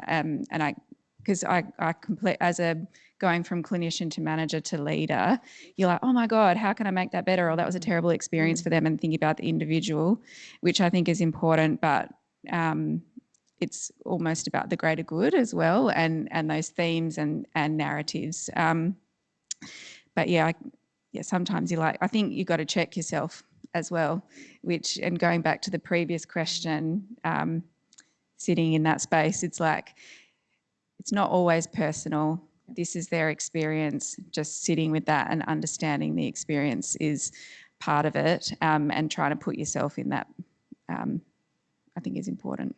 But thank you, Tony. Thank you for that, and thank you for the question, Tony. I think Fraser also alluded to this. The first thing that comes to our mind is who left who could that be? But if we have a shift in that mindset, it's about the story. Let's hear, let's listen to what it's trying to tell us rather than who is trying to say it. So what we might do is thank our panellists for sharing their insights, for their openness, and for really being champions, being leaders in the work that you do to amplifying the consumer voice and supporting us to be responsive to consumer needs. We will take a 10-minute break and then reconvene. So thank you very much. Thank you for coming back, and glad you've brought your cup of tea, meat pie, banana bread back in. Please continue to enjoy them as we commence the next panel discussion. In the previous session, we explored how consumer voice is embedded at a governance level, and this session takes that a step further into how that is experienced and applied in practice.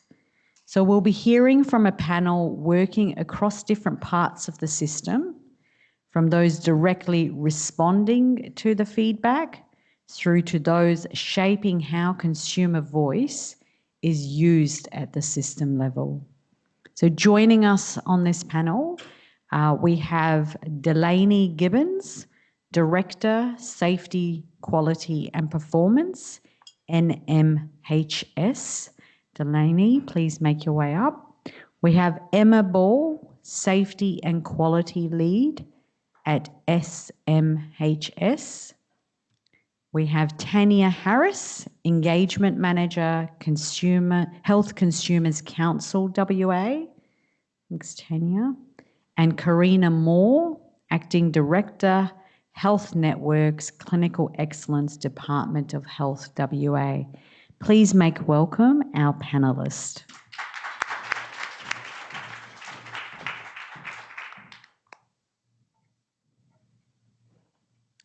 Thank you for joining us this morning and welcome. Okay, again, I've got a few questions that I will commence by asking our panellists, but in the meantime, please feel free to think about any questions that you may have, so there will be an opportunity for you to ask them. Okay, the first question is for Karina. From a systems perspective, how does narrative feedback, including through platforms like Care Opinion, fit within the broader approach to consumer feedback and engagement across WA Health? Thank you for that question on notice, because it gave me an opportunity to reflect on my experience of receiving consumer and carer feedback. I was actually born in the dark ages, so my experience in this space spans a couple of centuries. And when I think about my first experience of receiving feedback, I worked in the complaints unit at Royal Perth Hospital for 3 months.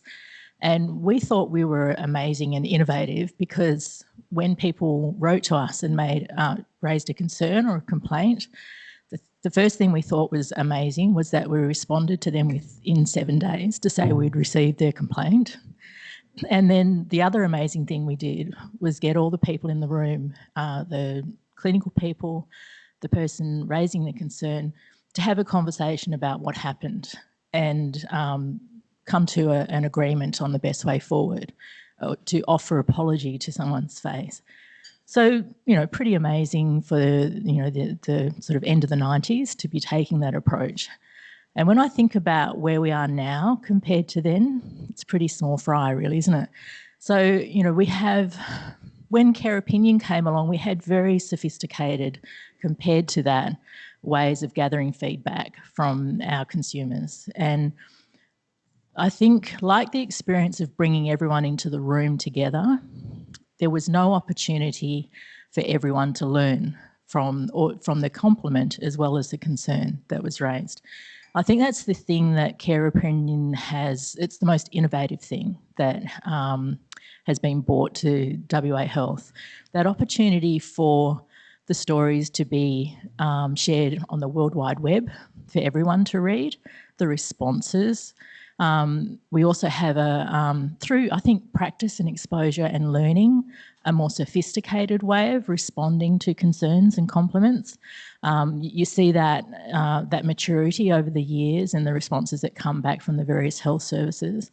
And I think we have the opportunity to also recognise what I would consider happy circumstances or happy coincidence. So in someone sharing their story, a health service responding, and then also making the change that's required or celebrating the success from the compliment, we can have other spin-off effects. And I think about a story in particular that came through in the early days. Is a simple thing. Someone just wanted to have a bench seat between the car park and the respiratory clinic that they attended every 3 months because they just got short of breath coming from the car park. So the bench went in, hugely complimentary about that. And when you think about what other happy circumstance may have occurred from having a bench seat there, maybe there's an old frail person that also struggled to get from the car park. Maybe we've prevented them from having a fall because they've been able to stop and rest. And we can kind of capture the changes from the stories, but I think there's other aspects that there's a sophistication that the storytelling brings that we're yet to capture. But I think that's probably the best change and the best, I guess, happy circumstance of adding care opinion to our more quantitative closed circuit ways of capturing feedback. Thank you, Karina. Tanya, I'll come to you on that. From a consumer perspective, Tanya, what role does support and advocacy play in helping people share their experience, particularly when they might not feel confident or safe doing so on their own? Thank you. I think being able to support people to share their experience and their story of what has happened is really important, something that we take really seriously, obviously, at Health Consumers Council. Stories are very important, experiences are very important. And I think the value of care opinion in that you're sharing the whole story. Some things are not necessarily complaints and they're not necessarily compliments. They're everything. Care opinion, because it's anonymous, can be, a real benefit to that. People may not want to put their name to it, might not necessarily it's not an investigation. They don't want it investigated. They want to be heard, as we've heard a lot today. I think being able to support people who may not otherwise give feedback or share their experiences with health services is really important. We include care opinion and how to use it in most of the training that we do with consumers, and for a lot of them it's the first time they've seen it, and people really love it. They like that they can go on there and share it. They like that they can see who's responded to it, where it's been sent and who's read it. I think that's a really important part, quite an empowering thing to know that the executive director of the health service read this and they're the ones that are responding. To know who's responding can be a really, quite a powerful thing. I think there are always going to be, getting feedback is such a gift. Most people don't give feedback. And we know, like you do a workshop, we were talking about it the other day at work, and you've got, 40% of people give feedback, and we're sitting there like literally in the room with time to give feedback and people still don't. It's quite uncommon. And so the feedback that people go out of their way to share a story on, care opinion or put in a complaint or I think is a real gift. It's rare and it needs to be sort of treated, I think, as that. And care opinion's one way. There are lots of ways of, you know, of giving feedback and yeah. So, but care opinion's a very important way, and we really love it, and consumers really do as well. Thank you, Tanya, and I think you've said it beautifully in that it is a gift, and if we embrace it, then and use it, it can be quite a powerful one. And the point of difference is the dialogue. It's two-way. When you complete a survey, we often have consumers say, "What happens to it? Where does it go?"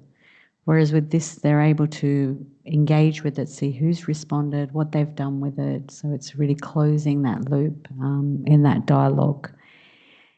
Emma, your work is in the community setting, and we receive many stories by phone from older patients and their loved ones about the rehabilitation and the home service. What led you to start using Care Opinion, and what were you hoping it would help you with? I think for us, when we first started trying to look for consumer feedback in the community, we were looking to open up some accessible platforms for our consumers.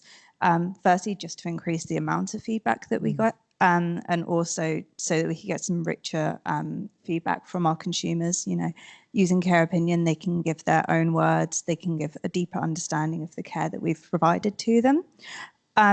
We found it's much better with Care Opinion for our older demographic of patients that we have. They seem to prefer giving verbal feedback, or like was mentioned earlier, they like writing long letters or emails.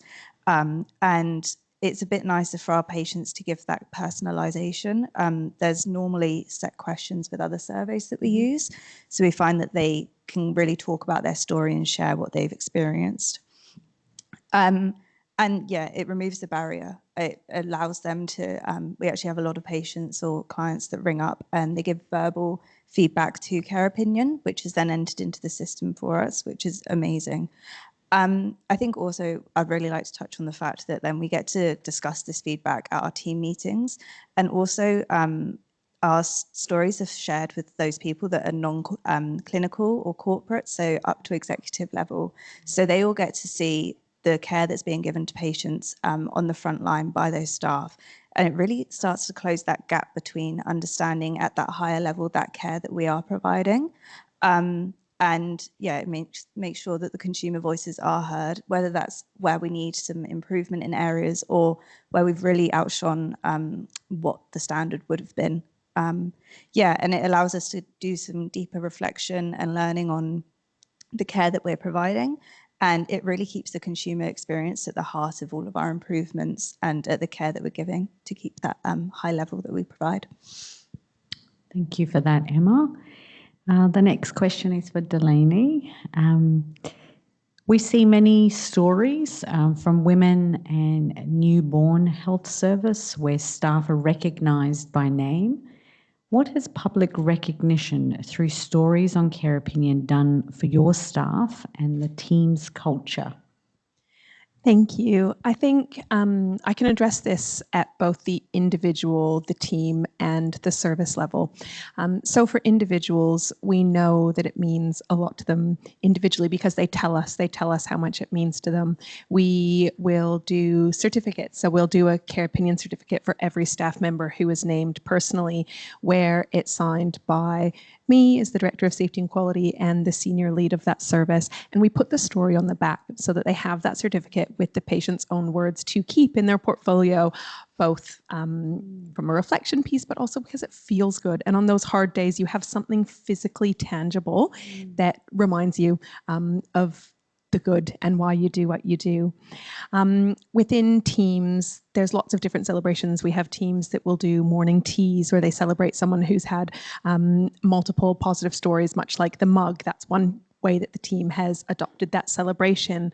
We have another team who, in a different part of the service, who have a Microsoft Teams channel for all their regular communications. And one of the channels is the Anya channel, where any feedback they get positive that names an individual gets posted in that channel. And then all of their peers will go on, and you'll see there'll be 10, 20, 30 of their peers that work in their immediate area giving it a thumbs up, a love heart, way to go, that's such great feedback, you're amazing.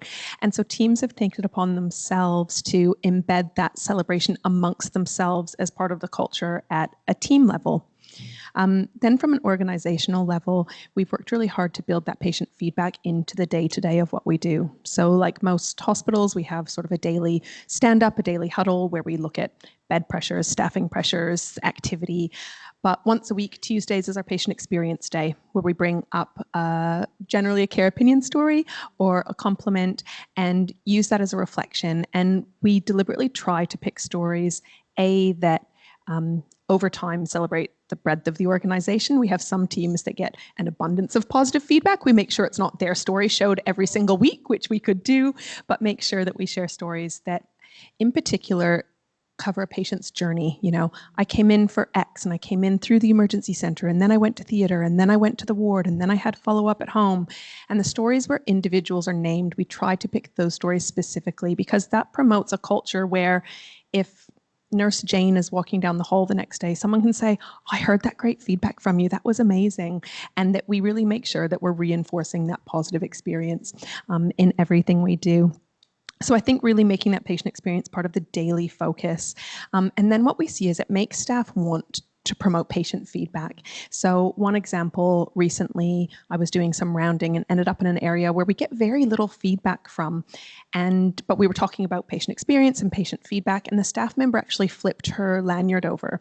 And on the back of the little plastic ID card holder, their team had printed out QR codes. Independently, they'd done it completely of their own accord, that had a link to the feedback page on the website, which has the consumer liaison, links to Health Consumers Council, links to care opinion, all of the main feedback mechanisms. And this was our visiting midwifery service who go out and do home visits. And so they're able to, at the end of the visit in someone's home, go, if you have anything to share about any point of your journey, here, take a picture of this when you have time. If you'd like to give us feedback, please do. And they did this of their own accord. They just went, hey, we could slap this on our lanyard. And it's things like that that demonstrate, I think, that we're on the right path and that people are open to that feedback, because that is the mechanism for all feedback, not just positive, but they're willing to really promote that in people's homes as we want to hear from you. Please let us know. Fabulous. That was a lot of gems were shared there. And I mean, you share it so beautifully, but I think it may have taken quite a bit to get to a culture where your teams are embracing this. They're welcoming this feedback. And yeah, so it says a lot about the leadership and a lot about the way your organisation is leading by listening to the voice of consumers. Do we have any questions from the audience to any or all of the panellists? We have a mic that Meg will bring around. Yep. Yes, please. Yeah, no, we do have a...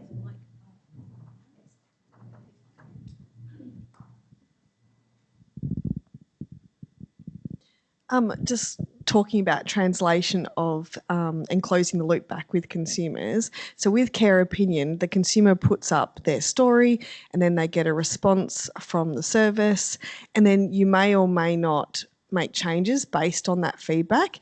Is there a way that we can use care opinion so that we can close that loop back with those consumers? Because some of this stuff or changes might happen months, even a year later.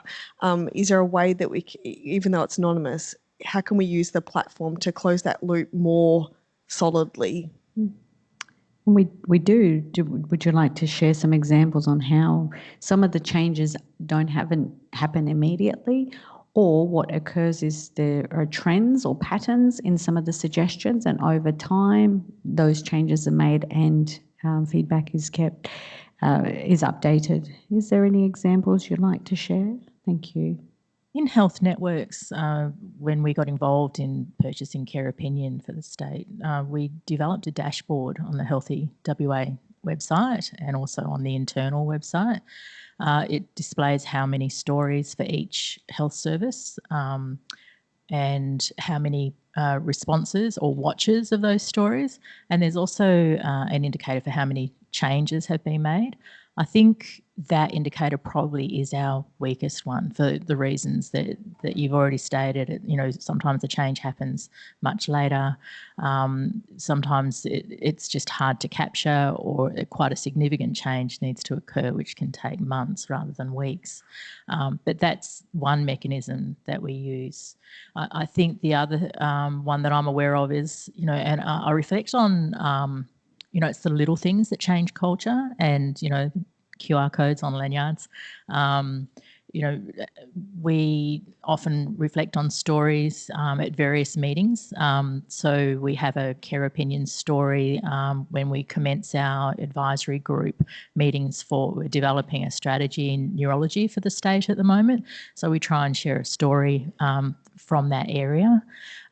Similarly, there's some quality and safety committees I sit on, and there's always a story that's shared at the beginning of the committee that helps us to not only be reminded of who we're serving, but also it can stimulate that you know, ideas for change based on the person's concern or compliment. It helps us identify exemplars as well.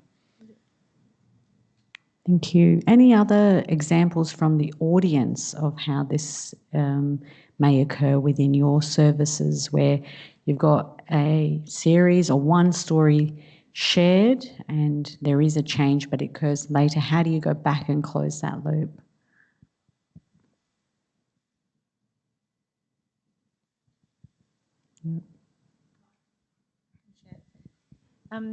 So just on that, sorry, I work at Midland Hospital in the patient experience team, and sometimes people don't want to be contacted again. I think we need to respect that side of things, that quite often if we do put a response and say, please contact us, please reach out, we're looking at it, we either don't get a response, or if we do get a response, it's thank you for acknowledging it, I'm moving on with my life now. I don't want this brought up with me again. I've shared this. I'm not moving forward. However, a lot of people do want to know. And so I think it's a balance between reading the room in terms of do they want a response, and saying that if we are going to get back to you, we do that, and in the most timely manner possible. And I think when you don't get back to people when they've requested it, or keep them updated, I know it goes a bit off topic, but recently, like in SAC1 investigations and those sorts of things, people just want to know that they're still on your books, pretty much, and that we're still looking into it. You check in where you can. But I think there is an element of sometimes too much information is not required, and we need to respect that they've said what they need to say, and then we take it from there. So communication 101 is just keep everyone in the loop. Yes, Claire? I wonder, it occurs to me, I wonder whether or not, for example, being able to connect back in with the community advisory councils and or the district health advisory councils might be a way of at least closing the loop back to community. We all know that there's lots and lots and lots of reports that are done in health, and a predecessor of mine, Pip Brennan, who many of you will know, at one point we talked about, you know, wonder if we should have like recommendation watch, which is like, let's just keep a list of all the recommendations that have been made and go through them every so often and say, how's that one going? How's that one going? But you could do that with care opinion. Where a change is planned, it could become the opportunity for the CAC or the DHAC to become a little bit of the watchers to some extent, which is just to, you know, be a mechanism by which it's at least getting fed back to community. Thanks for sharing that, Claire. And we might have one more question if there is anything from the audience. Yes, Neil. So it's just more of an example. I really want to build on Emma's point. Thanks, Emma. So thanks in a large part to Leslie's leadership at East Metro. Our area executive group always starts after the acknowledgement with a care opinion story, and it rotates around all of the executives. So they have to take ownership for the story, present the story, and these aren't the sugar-coated ones. So they give us an opportunity to review and learn across the entire executive, so we all own the issues. So it's really great practice. Yeah, fabulous. Another great example. Thank you very much for sharing that. We have run out of time for this session, so please join me in thanking our panelists for sharing those insights and experiences and for bringing to life what consumer voice looks like in practice across the various settings. We're most appreciative for your time and your contribution. Thank you.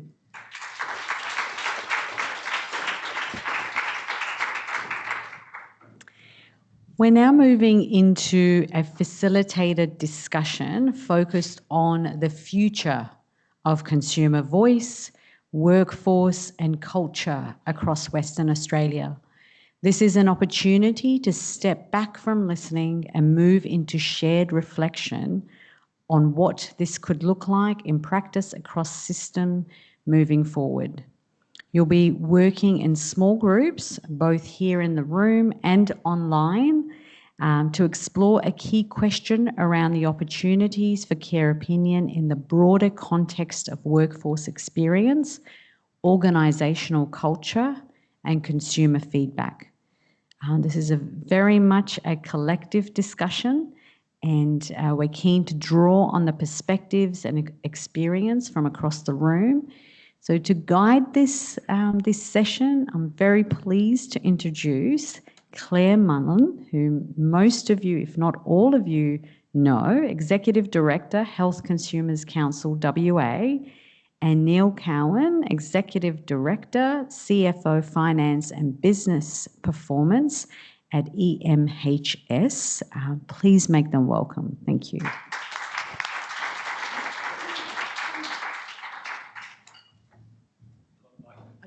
You go.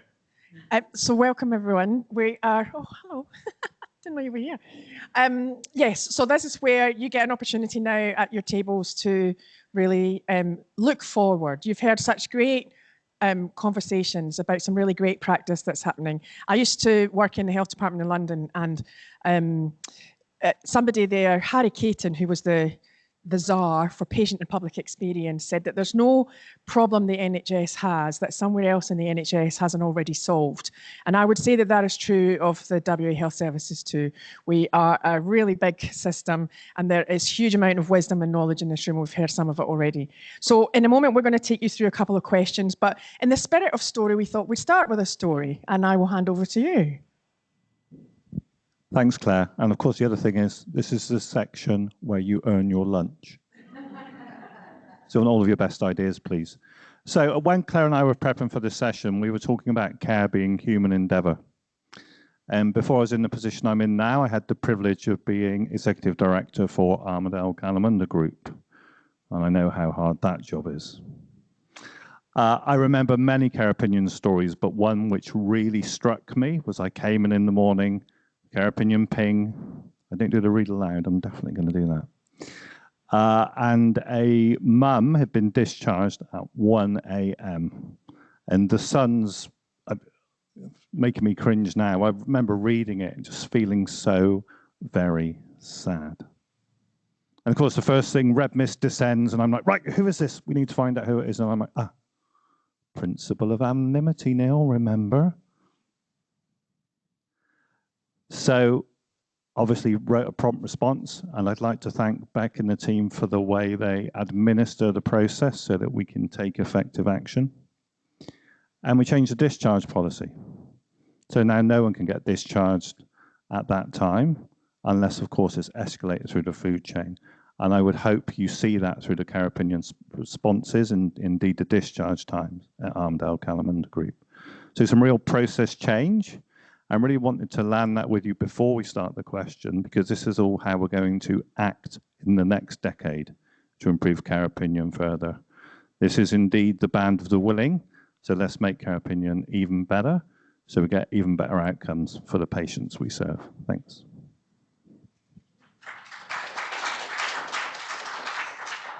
So on each table, there is a table host, and there's a couple of prompt questions to stimulate your thinking. There's also some paper, and we've got marker pens if you need them, but otherwise, just the normal pens can do. And they're going to take you through a couple of questions. One of the questions is, how, over the next 2 to 3 years, could staff across WA deepen their engagement with consumers and carers through platforms like Care Opinion? And I know we've got some great lived and living experiences of all sides of that encounter here in the room, and also online. I don't know where to look, but also online. So that's the first question to think about. So how could we create the conditions where staff can really deepen their engagement with Care Opinion over the next 2 to 3 years here in Western Australia? And like Neil said, setting the groundwork for the next 10 years. And I think one of the things that has struck me, so Health Consumers Council, and again, I'll acknowledge Pip Brennan, the former exec director there, who was one of the major champions really around getting Care Opinion embedded in Western Australia, building on the lessons that the WA Country Health Service, where they had sort of led the way by showing what can be done with narrative feedback. And so obviously at Health Consumers Council, we're pretty familiar with the idea of Care Opinion and how it can be used. But I think what's really struck me this morning, which is a development of my understanding of it, is really, I guess it's to some extent what Fraser was saying about the power of story to humanise the experience of caregiving. And sometimes, particularly when a system's really busy, how challenging that potentially can be. And the other thing I was really struck by, and I think it might have been Alicia who said it, is that every one of those pings, every one of those stories is someone who's taken time out of their day to share something about the health system that is important to them. And then again, going back to what the Minister said, where the Minister said, you know, she gets a lot of feedback, and but just how very passionate. And I think, again, for me, I see now how Care Opinion, we can take it that next step further in terms of it really deepening the relationship between the people who work in the system and the people who experience the system for the greater good. And so that's the first question to think about. So how can we deepen staff engagement with consumer and carers through platforms like Care Opinion? I'm in the end. I would give the second question at the same time and get people. Okay. I want to share a little bit about another story that struck me, that has stood out to me. And this wasn't a story shared on Care Opinion. This was a short story that came through the Health Consumers Council Individual Advocacy Service. And on your table, there is a one-page handout, a little bit more about that service. But this is a story of Jenna, and Jenna has given permission for her name to be used. And in fact, what stood out about Jenna's story when I read it is that Jenna had attended an emergency department in our metro area the first time with her son, and had hoped and had wanted him to get some care. That didn't happen, and she was told it wasn't necessary, and just, you know, he just needed to take some time to recover, and all would be fine. So despite Jenna being a nurse by training and having experience in deterioration, and despite her best efforts, she left. Her son's condition did not improve. He kept deteriorating. So she came back again to the same emergency department. She asked again if she could get the care and some investigations. And she was told, that's not necessary. You just need to push him a bit harder. Off you go. And so she went. So she came back a third time. This time she'd been to her GP to say, how can I get care for my son? Like, am I missing something? Is there something else I should be doing? The GP wrote a letter to the emergency clinicians and said, can you please see this boy? He cannot be treated in the community. And she was turned away again. Now that's the point, and I feel quite emotional about it, because that's the point in this story that I read and thought, what would you do at that point? You're a nurse by training.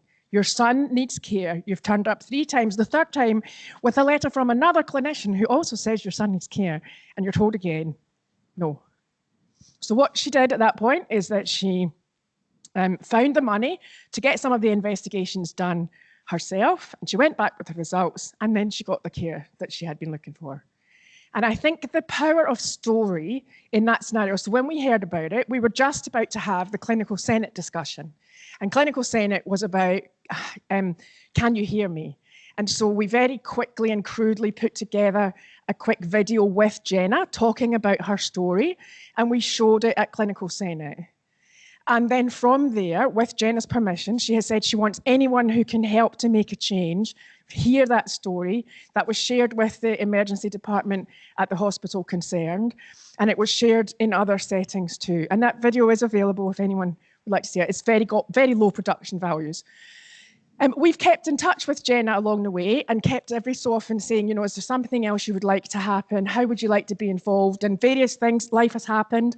And Jenna's just quite happy that her story is there in the world, potentially making change. And so I share it with you now as thinking about what we've heard about the power of care opinion, which is story upon story upon story, is how can we all deepen our engagement with story to drive change at that local level and at the systemic level. So the second question then, thinking about that, is what would be needed to be in place both locally and at a system level for that deepening of engagement to happen? So the first one is how might we deepen staff engagement with consumer and carer feedback through platforms like Care Opinion? And the second one is what needs to be in place locally and at a system level in order for that to happen? And like I say, you have a table host, and we will give you a 5-minute warning when you have 5 minutes left in your discussion time. Is there any questions about the process before we let you run free? And like Neil said, earn your lunch. So yeah, your facilitators really appreciate you helping out with each table. It'll be about half an hour, give or take. It obviously depends. Our online colleagues are also going through this process, so we'll have a big feedback at the end. Take all of those lessons. There's some A3 paper on your tables too if you need that. And I can confirm there's a tray of beef pies for the best answer. I think just to add to that, the reason why we're also doing this is so we can collate this and we will feed it back to this group and the broader group of stakeholders in WA as to some of these insights and experiences, learnings, and the next steps. So what you're doing on these table discussions and capturing these gems will help inform the next steps for us across the state. Thank you. And we'll be roaming around too, so ask us any questions. Claire's got all the answers. Right then, we are going to hear how we're going to use Care Opinion and your stories. And right now, what I see on a couple of tables is, well, I only wrote the feedback. I'm not saying it. So don't worry. It's a gentle crowd. And so what we're going to do is, rather than asking each table to feed everything back, we'll start with ideally a volunteer, but if not, then we will volunteer someone. Jess has volunteered. There we go. Jess has volunteered. That's very good of you, Jess. You did that without moving your lips. And then we'll see who's got something that might follow on neatly from that. So we're not looking for everything. And if you've already got something that somebody else has said, say that plus something else. We're going to be taking in the notes, so we will be capturing everything that is written. And I know that online feedback has been gathered and will be getting texted to your phone, Neil. So, gosh, I get my phone. And obviously bring the microwave round. Microphone. You've got food on the brain. Microphone round. On the brain. Okay, Jess, over to you. Thank you for doing this, Jess. No problem. Thank you for the volunteering. So we kind of blended question 1 and 2 together a little bit in our discussion. But to start with, our very first point was actually having processes in place for developing up recommendations from themes that we're seeing and actually tracking those themes and the impact that they're having. So we're doing some form of evaluation as well as being able to promote what's actually happening with feedback. Great. And that was a conversations about so that, if you like, that's a way of deepening the engagement. Did you also have a conversation about what might need to be in place to make that possible? greater reporting, really. So if, we've got a number of different systems that we report on feedback from, or we draw feedback themes from Datic CFM for a lot of the HSPs. There's feedback reporting from Care Opinion. So I suppose having some kind of synergy between the way that all of those work and knowing where we can get that from. Yeah, great, thank you. So looking around, who has any feedback that might follow on from that idea of being able to track and follow up and monitor recommendations that are coming through all sorts of feedback, including Care Opinion? And you've got a natural flow on. Everyone gets a turn. Oh, there's Alicia. Thank you. Thanks, Alicia.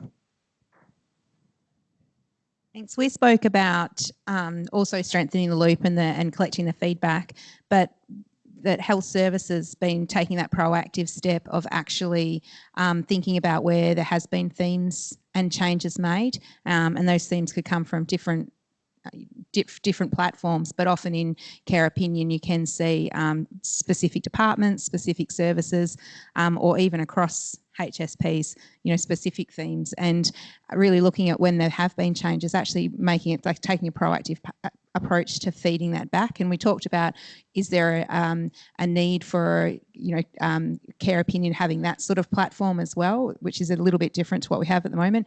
Oftentimes HSPs use social media or their own communication channels. You see newsletters, we've all got the list, but yeah, is that something we actually need to look for into the future? So a mechanism for so I guess what I'm hearing when I hear that is both sharing, closing that loop on the good news, but also signalling that that's something that's valued. And at a broader level, so not necessarily just the one-to-one, here was the feedback, this was the change, but at a broader level, what are the changes that are being made? Because we've seen themes when we've actually measured those recommendations, when we've actually sort of, looked for those trends. Great, thank you. So anything following on from that then? So, oh yes, okay. Right. When I sat with this table, they've got some good solutions here. Thank you very much. I'm just thinking about the changes made. Also, we're talking a lot about educating our staff, a new workforce, a new breed of workforce, for want of a better term. And so just making those, making them recognising, I suppose, what a change looks like, because it doesn't have to be reinventing the world. I remember a story in Kalgoorlie. We had someone in a wheelchair, Alicia, this was your area, who wanted to use an outdoor space. And there were bolted down chairs and tables. And so as soon as the Care Opinion story came in, the physical facility guys got out there and unbolted them. And so this person could use a wheelchair and others as well. So it's pretty simple. So I guess it's just sharing that, sharing with staff, but we did talk quite a bit about education and about the new workforce that many of you are involved with, the importance of understanding the relevance of feedback and importance of consumer feedback when you're at school or university, when you're actually training, so you hit the ground running. It's not such a big shock when you hit the health service and suddenly, oops, okay, we're a health service, which is a great passion of mine. We have health service in our name. We should be serviced by nature. And I think sometimes that's where we fall down. And sorry, you should never give me a mic. Claire knows that, the real importance of top level leadership, we have to have at the very top of our organisations, of our health service providers, people who are committed, passionate and knowledgeable about the value of consumer feedback, the real true value of it. Yes, it's the right thing to do and we all want to be compassionate, but if for the bean counters, and often that is where that sits, then yes, the efficacy of this, the importance of this, the relevance of it in saving you money in the long-term investment. And perhaps I should leave it there.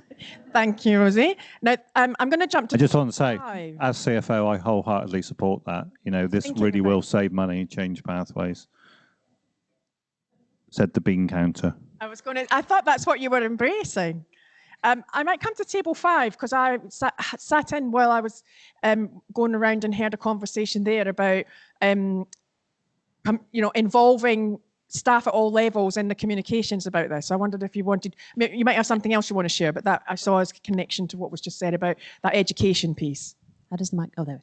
Yes, well, we actually we kind of went back a step, I guess, because we started to talk. If you're talking about deepening engagement, we went back to thinking about access as well.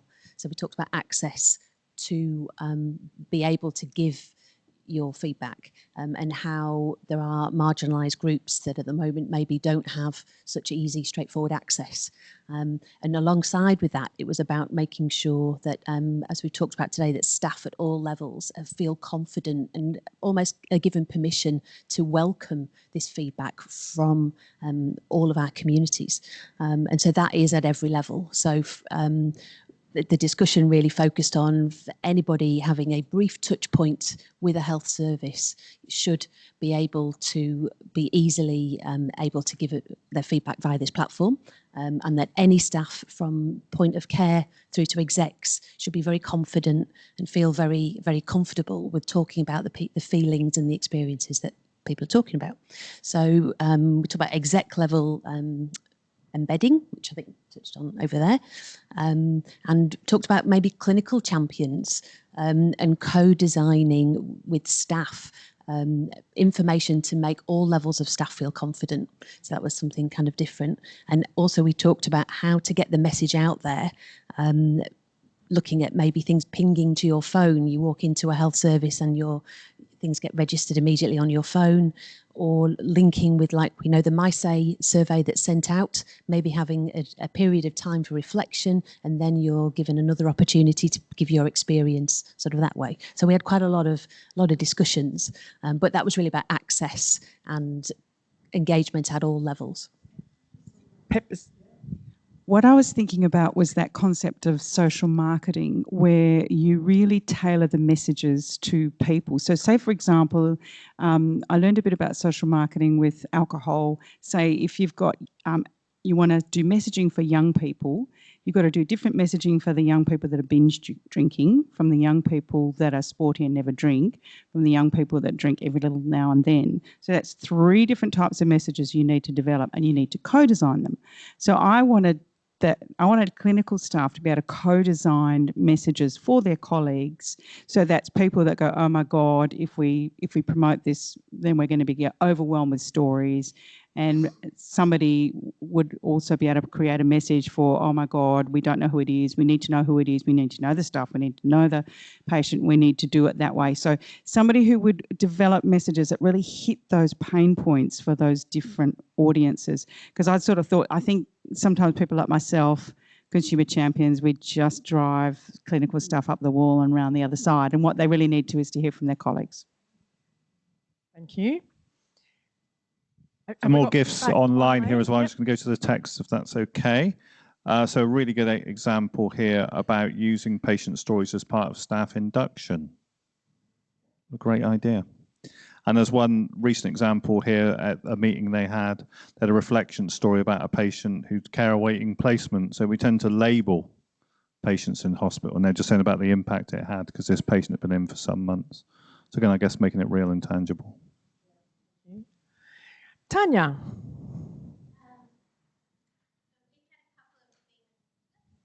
So just that we're a little bit different to what's sort of been mentioned, I think. Well, one of the things that came through quite a bit actually has been mentioned before is that staff really need to see how the leaders in health services deal with, complaints and feedback, and how they respond to it, because they're often, they're the ones that set the tone. And so, our leaders need to be dealing, seeing complaints as, as a positive thing. And one of the other things that came up that was a little bit different was seeing all feedback as something that should be interrogated. So positive stuff needs to be logged. It needs to be, responded to. It need to look and see why it's positive. What are the themes in that? What are the trends in that? So that you have an idea. It's sort of, treating everything as almost, neutral in that kind of way. Not one thing having more value than another, because, the positive stuff, obviously I get heaps of positive feedback, but it needs to be actioned as well. It can't just be like, oh, that's really nice, and it needs to be used in that kind of way. And that engaging more, you know, taking those trends that you're sort of seeing on care opinion, and then engaging with community services that are sort of specific to particular groups, so that you know that they can help make sense of what is being heard. So kind of getting the, you know, consumers to kind of validate that sort of stuff. Was there anything else? Oh, one of the other things was really being really transparent with staff around what the value of care opinion is, you know, what value they're getting out of it, where they're seeing change, why they're still, you know, why we're using care opinion or why the health service is using care opinion, and sharing that, being really open about that, what the value of care opinion is in the health service is really important as well. So there's a couple of themes that have come through there then in terms about that kind of leadership context setting, but also the practical experience that people see on a day-to-day basis on the ground. I wonder, I know there were also, I heard some conversations too about increasing the collection of stories. I know that you talked about many other things, but I wonder if I might invite the table at the back, whose number I can't see, to share a little bit about your conversation.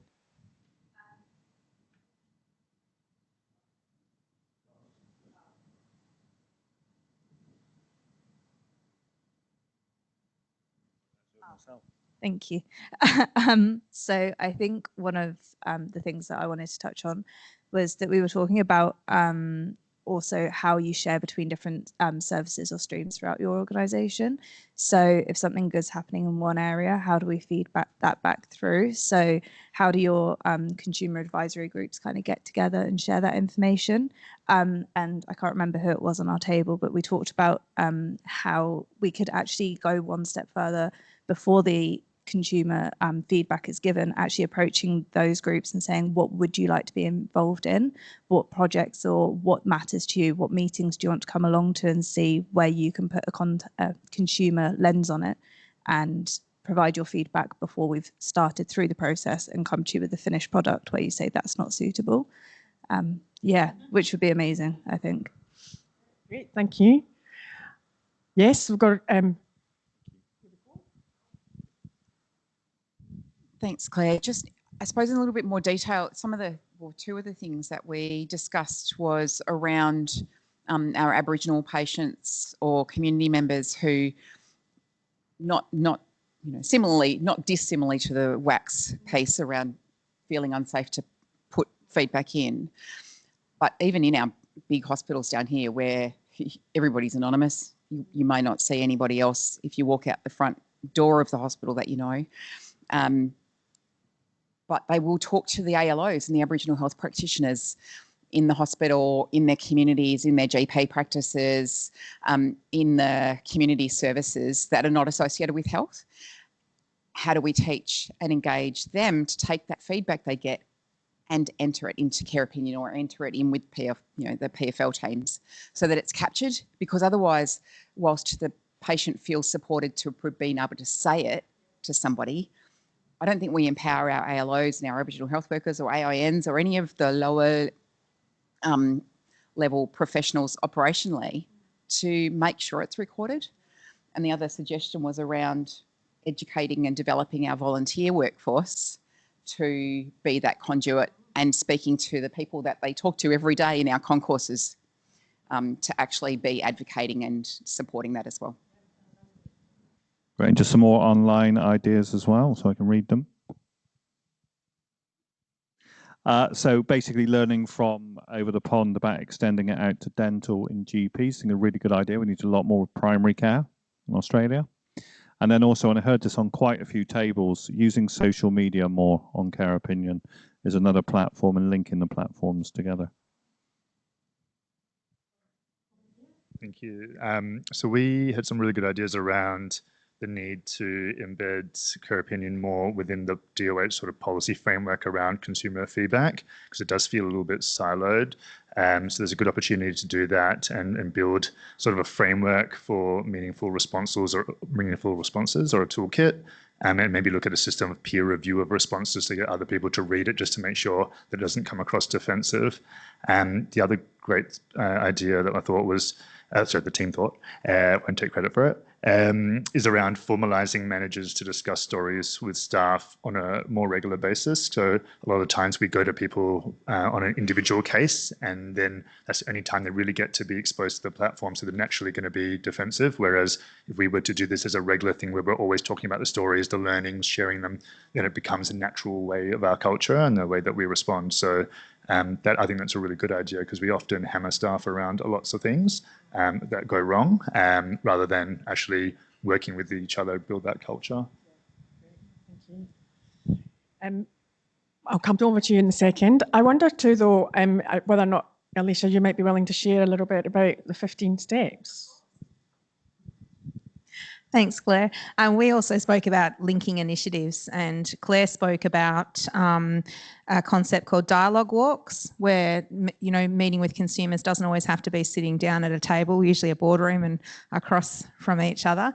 And we also then spoke about the NHS initiative 15 Steps, which we implemented in the Goldfields some years ago, and now we've actually adapted it for use in quite a different in lots of different methods. So if you're not familiar, 15 Steps was an initiative that was developed by a mother who accessed health services in the UK with her child who has chronic conditions. And she said she went into so many health services, she could tell within 15 steps of walking through the door if she was going to get good service. And it was things about, do people say hello? Do they engage? Do they look at her? Do they ask if they can help? How people are engaging in the corridor? Was there signage? Is there a clear flow for patients coming in? Like these really simple, powerful things. And we've adapted it and utilised it in different methods. We've worked with our Aboriginal health strategy team about how we could use and ask the questions, or follow the process for our Aboriginal consumers and staff as well. We've used it for staff, we've used it for different consumer groups. So I'd really encourage, and often we've had people and consumers that have provided feedback, and now I'll give them the technical term of dialogue walks or 15 steps, where we try and use their fresh eyes and that perspective and walk through facilities, community facilities, ED, all the different levels. So I'd encourage that. And from table 4.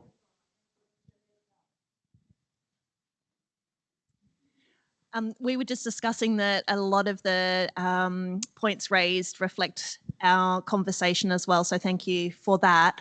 A couple of things that we could potentially add is that we were talking about what we could scaffold from what already exists, other structures that are in place and processes. So care calls is one good example. So how is that embedded, and then how can we learn from those structures to further get engagement with care opinion? And really it was also, I guess, the lens with which we would look at care opinion, and as well as a consumer and carer community voice would be staff engagement and staff wellbeing and staff perspective, particularly from women's and newborns. I think that was just wonderful to share about the wellbeing and the positive engagement that staff have from it. And I think in terms of a one lens that we can apply to that, we could potentially consider elevating that.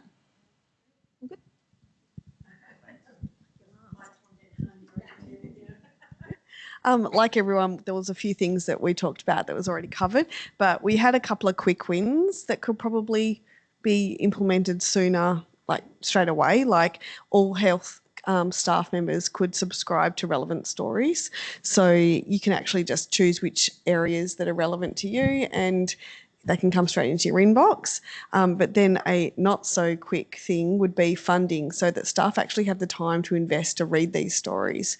So not just funding for reading the stories, but also for senior management and people in higher level positions who need to respond to that. We need to give them the funds and the money and the time to allocate towards giving it the time that it deserves, and that requires money. And yeah, we need more of that. I just challenge that a bit with leaders. I mean, it's about accountability. Yeah, absolutely. And you make time for what's important. Oh, 100%. I just recognise that. I totally get it with the front line, but I think for leaders, this should be your first priority. Yeah, absolutely. Have to check in the staff are okay. Yeah, yeah. But also so that frontline staff have capacity. So if you're a frontline midwife, for example, and you're on the floor all day looking after women face to face, do they have time to sit down and read a couple of hours worth of emails at the end of the day to read everyone's stories? Probably not, but maybe if we could embed it into the culture that is part of their activities, their daily activities, it's the norm that a part of your day you need to actually check in and see what the consumers are saying. Embed it as part of the discharge process. So for every single consumer that leaves our health system, it should be part of the discharge process, and ask the clinicians, have you told them about care opinion? Tick this box, yes or no. Like super simple as a way to get it more out there. Great, thank you. So lots of quick wins.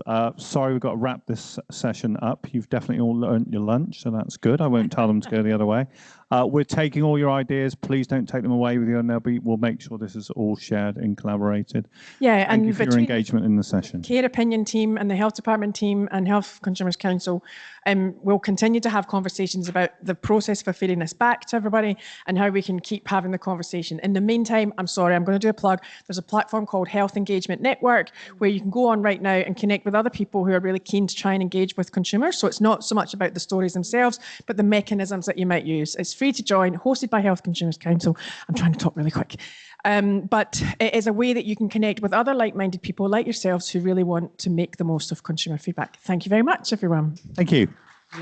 Thank you very much also to Claire and Neil for the wonderful job you did in facilitating the table discussions and guiding us. Thank you very much. It was very, very useful.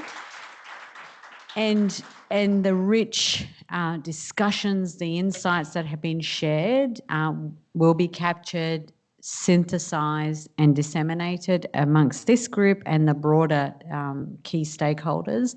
But the conversation doesn't stop here. Your feedback can be an input and flow into the care opinion team as an ongoing basis. Please share these gems that you have, the way you're doing things, the way you're embedding, you're instilling, you're celebrating, you're learning. Share these, because then what we can do is share it with others. And when we do that, the light bulb, oh, that's such an easy thing to do. We could do that. We can bring more value for this by doing such a small change within our processes. So it is all about embedding it and having it as part of everyday practice, not something that sits in isolation. Time does need to be given, but if we're serious about patients' voice and about putting them at the centre, we do need to listen to them.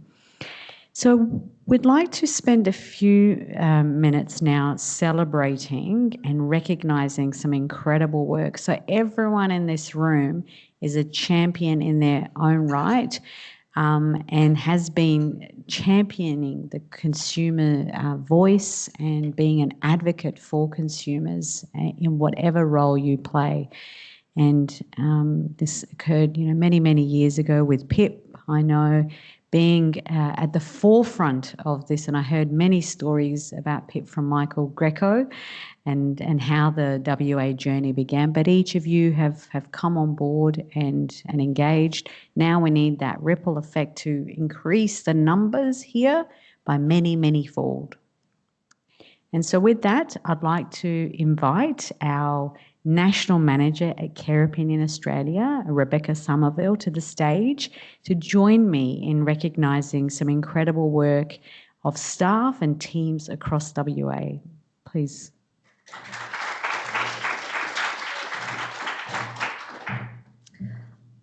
Thank you so much, everyone. I just want to say before I start what an immense pleasure it is to meet so many of you who I have spoken to and engaged with over the last 7 years. It is such a pleasure to be here. These recognitions are rather informal. The people have been identified by Care Opinion in acknowledgement of sustained engagement, leadership in embedding narrative feedback, authentic responding to stories, and commitment to ensuring feedback reaches frontline staff and informs improvement. They reflect not just individual contributions, but the culture being built across services. Some people will be online, others will be here in person. So what I want to start with is the Women and Newborn Health Service within North Metropolitan, just for outstanding engagement with consumers, including proactive efforts to invite and amplify patient stories to support learning and improvement. Delaney, I wondered if you might pop up and accept this certificate.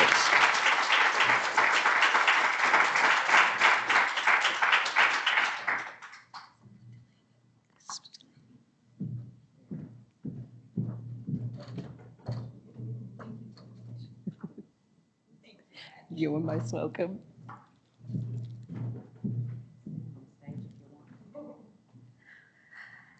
East Metropolitan Health Service Patient Experience Team, for the strong coordination between patient experience and the feedback processes, supporting timely identification and follow-up of stories, and strengthening continuity between feedback and formal systems. Neil, perhaps you might be able to pop up and accept this for East Metropolitan Health Service. I would welcome anybody from East Metropolitan. Please come on up. Come on up. Please do.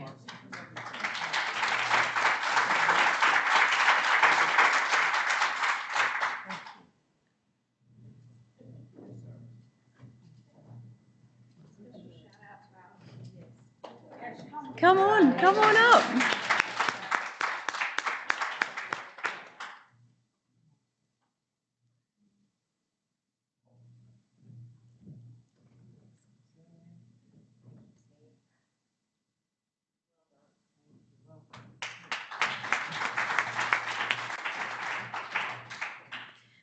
This next award is our Listening Champions for the Rehabilitation in the Home team with South Metropolitan Health Service, for achieving full responsiveness to patient stories and demonstrating a strong commitment to listening and engaging with feedback in practice.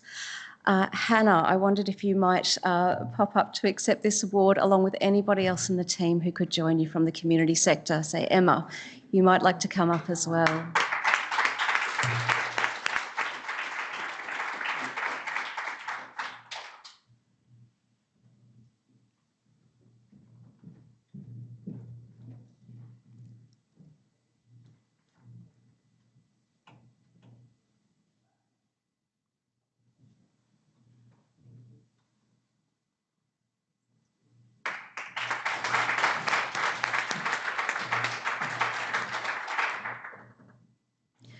Our next recipient is joining us online, I hope today, and this is the Staff Recognition Star. This is for Gordon Miller in the Midwest region within WA Country Health Service for your proactive recognition of staff named in patient stories, helping to reinforce a culture of appreciation and visibility across the workforce. So thank you, Gordon, and we will be sending these certificates out to you. Our next one is our Data Integration Star with Giselle Bingham. She works in the Pilbara region, and her proactive use and analysis of story data to generate insight and support continuous improvement across services. Giselle is away on leave at the moment, but we'll make sure she gets this certificate when she's back.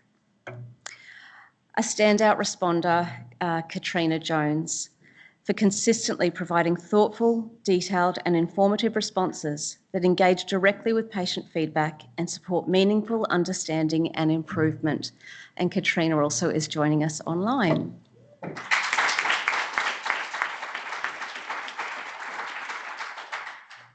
We'd also like to recognise Casey Bigger. She has done an amazing job with the Positive Parenting Program, and we just want to say thank you as a standout responder for a highly conversational and engaging approach to responding to stories, and for actively encouraging staff engagement with care opinion across your service. And this one's for a team now, again, the standout responder, for the patient experience and consumer engagement teams within South Metropolitan Health Service, for delivering responses that demonstrate empathy, clarity and care, and for using each interaction as an opportunity to inform and support consumers while strengthening understanding and trust. So anybody from the South Metropolitan teams, please come on up. We'd love to grab a photo with you.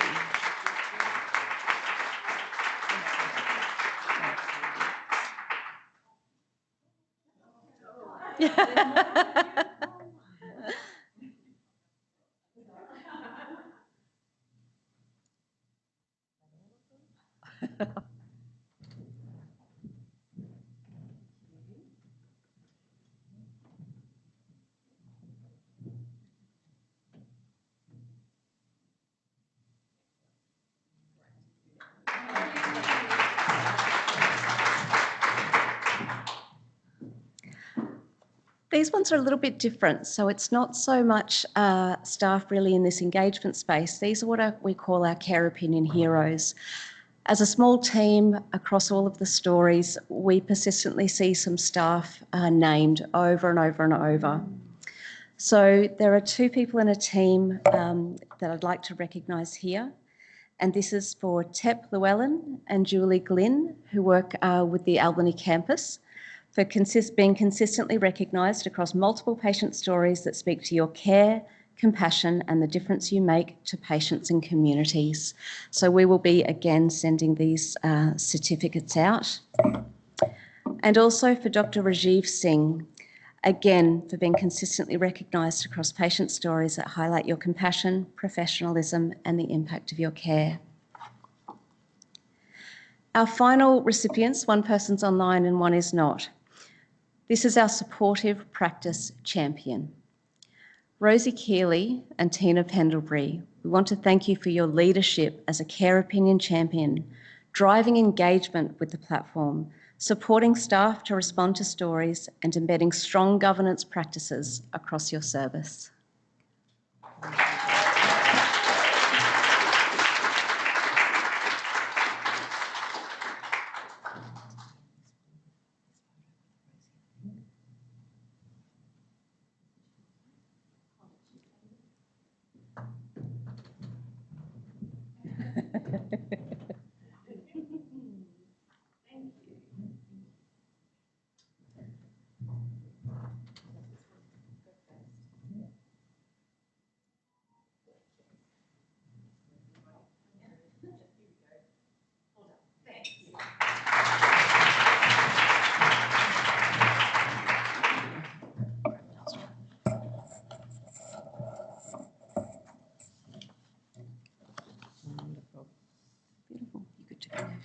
Excellent. Thank you very much, Beck, for preparing those certificates in recognition of the stars that we're celebrating, and thanking you for your leadership and your continued work in championing your organisations and the state in the right direction towards amplifying the consumer voice. And I think there are many, many more others that come to mind who are real stars, and we're able to, on an ongoing basis, be able to recognise them, but also knowing and learning from today that you're also doing the same within your own organisations, which is wonderful. So with that, we have come to the end of our forum, and we will be having lunch shortly. So I would like to take this opportunity on behalf of the Care Opinion team in Australia to thank you all for being present, for your generous contribution to the discussions today. I'd like to thank Alia for the warm welcome that you provided us. Thank you so much. It was really heartwarming. Thanks again to our partners, Health Consumers Council, WA, Department of Health, WA. Thanks to all our panellists for being available and sharing your rich insights. I'd also like to take the opportunity to thank the Care Opinion team. So we have a small team back in Brisbane led by Rebecca Somerville, who's our National Manager here today. We have Sarah and Ellen all super passionate individuals who really care and are just so committed to making this work. And I'm eternally grateful for their hard work every day and for making this forum possible. So thank you very much to them. Also Meg, who's here from the Care Opinion AgPal team, and supporting us, and will be engaging with you moving forward as well. And it's been a real pleasure to be able to share the morning with you and to hear from you and to connect. And the conversations don't end here. So we will have a post-forum engagement and ongoing regular engagements. We had a stakeholder roundtable discussion last night, and we're able to draw some really rich insights there about things that we can do to facilitate more engagement between services, among consumers, among care providers, to really deepen the ripple effect that we can have with this platform and to embed it more effectively. And so the opportunity now is to continue the conversations, to build on what we've done and carry this thinking into practices and the services and the teams that we lead. Strengthening consumer voice is ongoing work. It requires effort. It's got to be front of mind. Time needs to be allowed for it. But if it is embedded effectively, it shouldn't be yet another thing you do. It becomes the core of what you do. And so continue the collaboration, lead and be the change agents that you are, but bring a few more to helping you make the change in your organisations and across the state. Thank you again for your contributions, and continue networking throughout the lunch period. And we hope to see you soon. Thank you.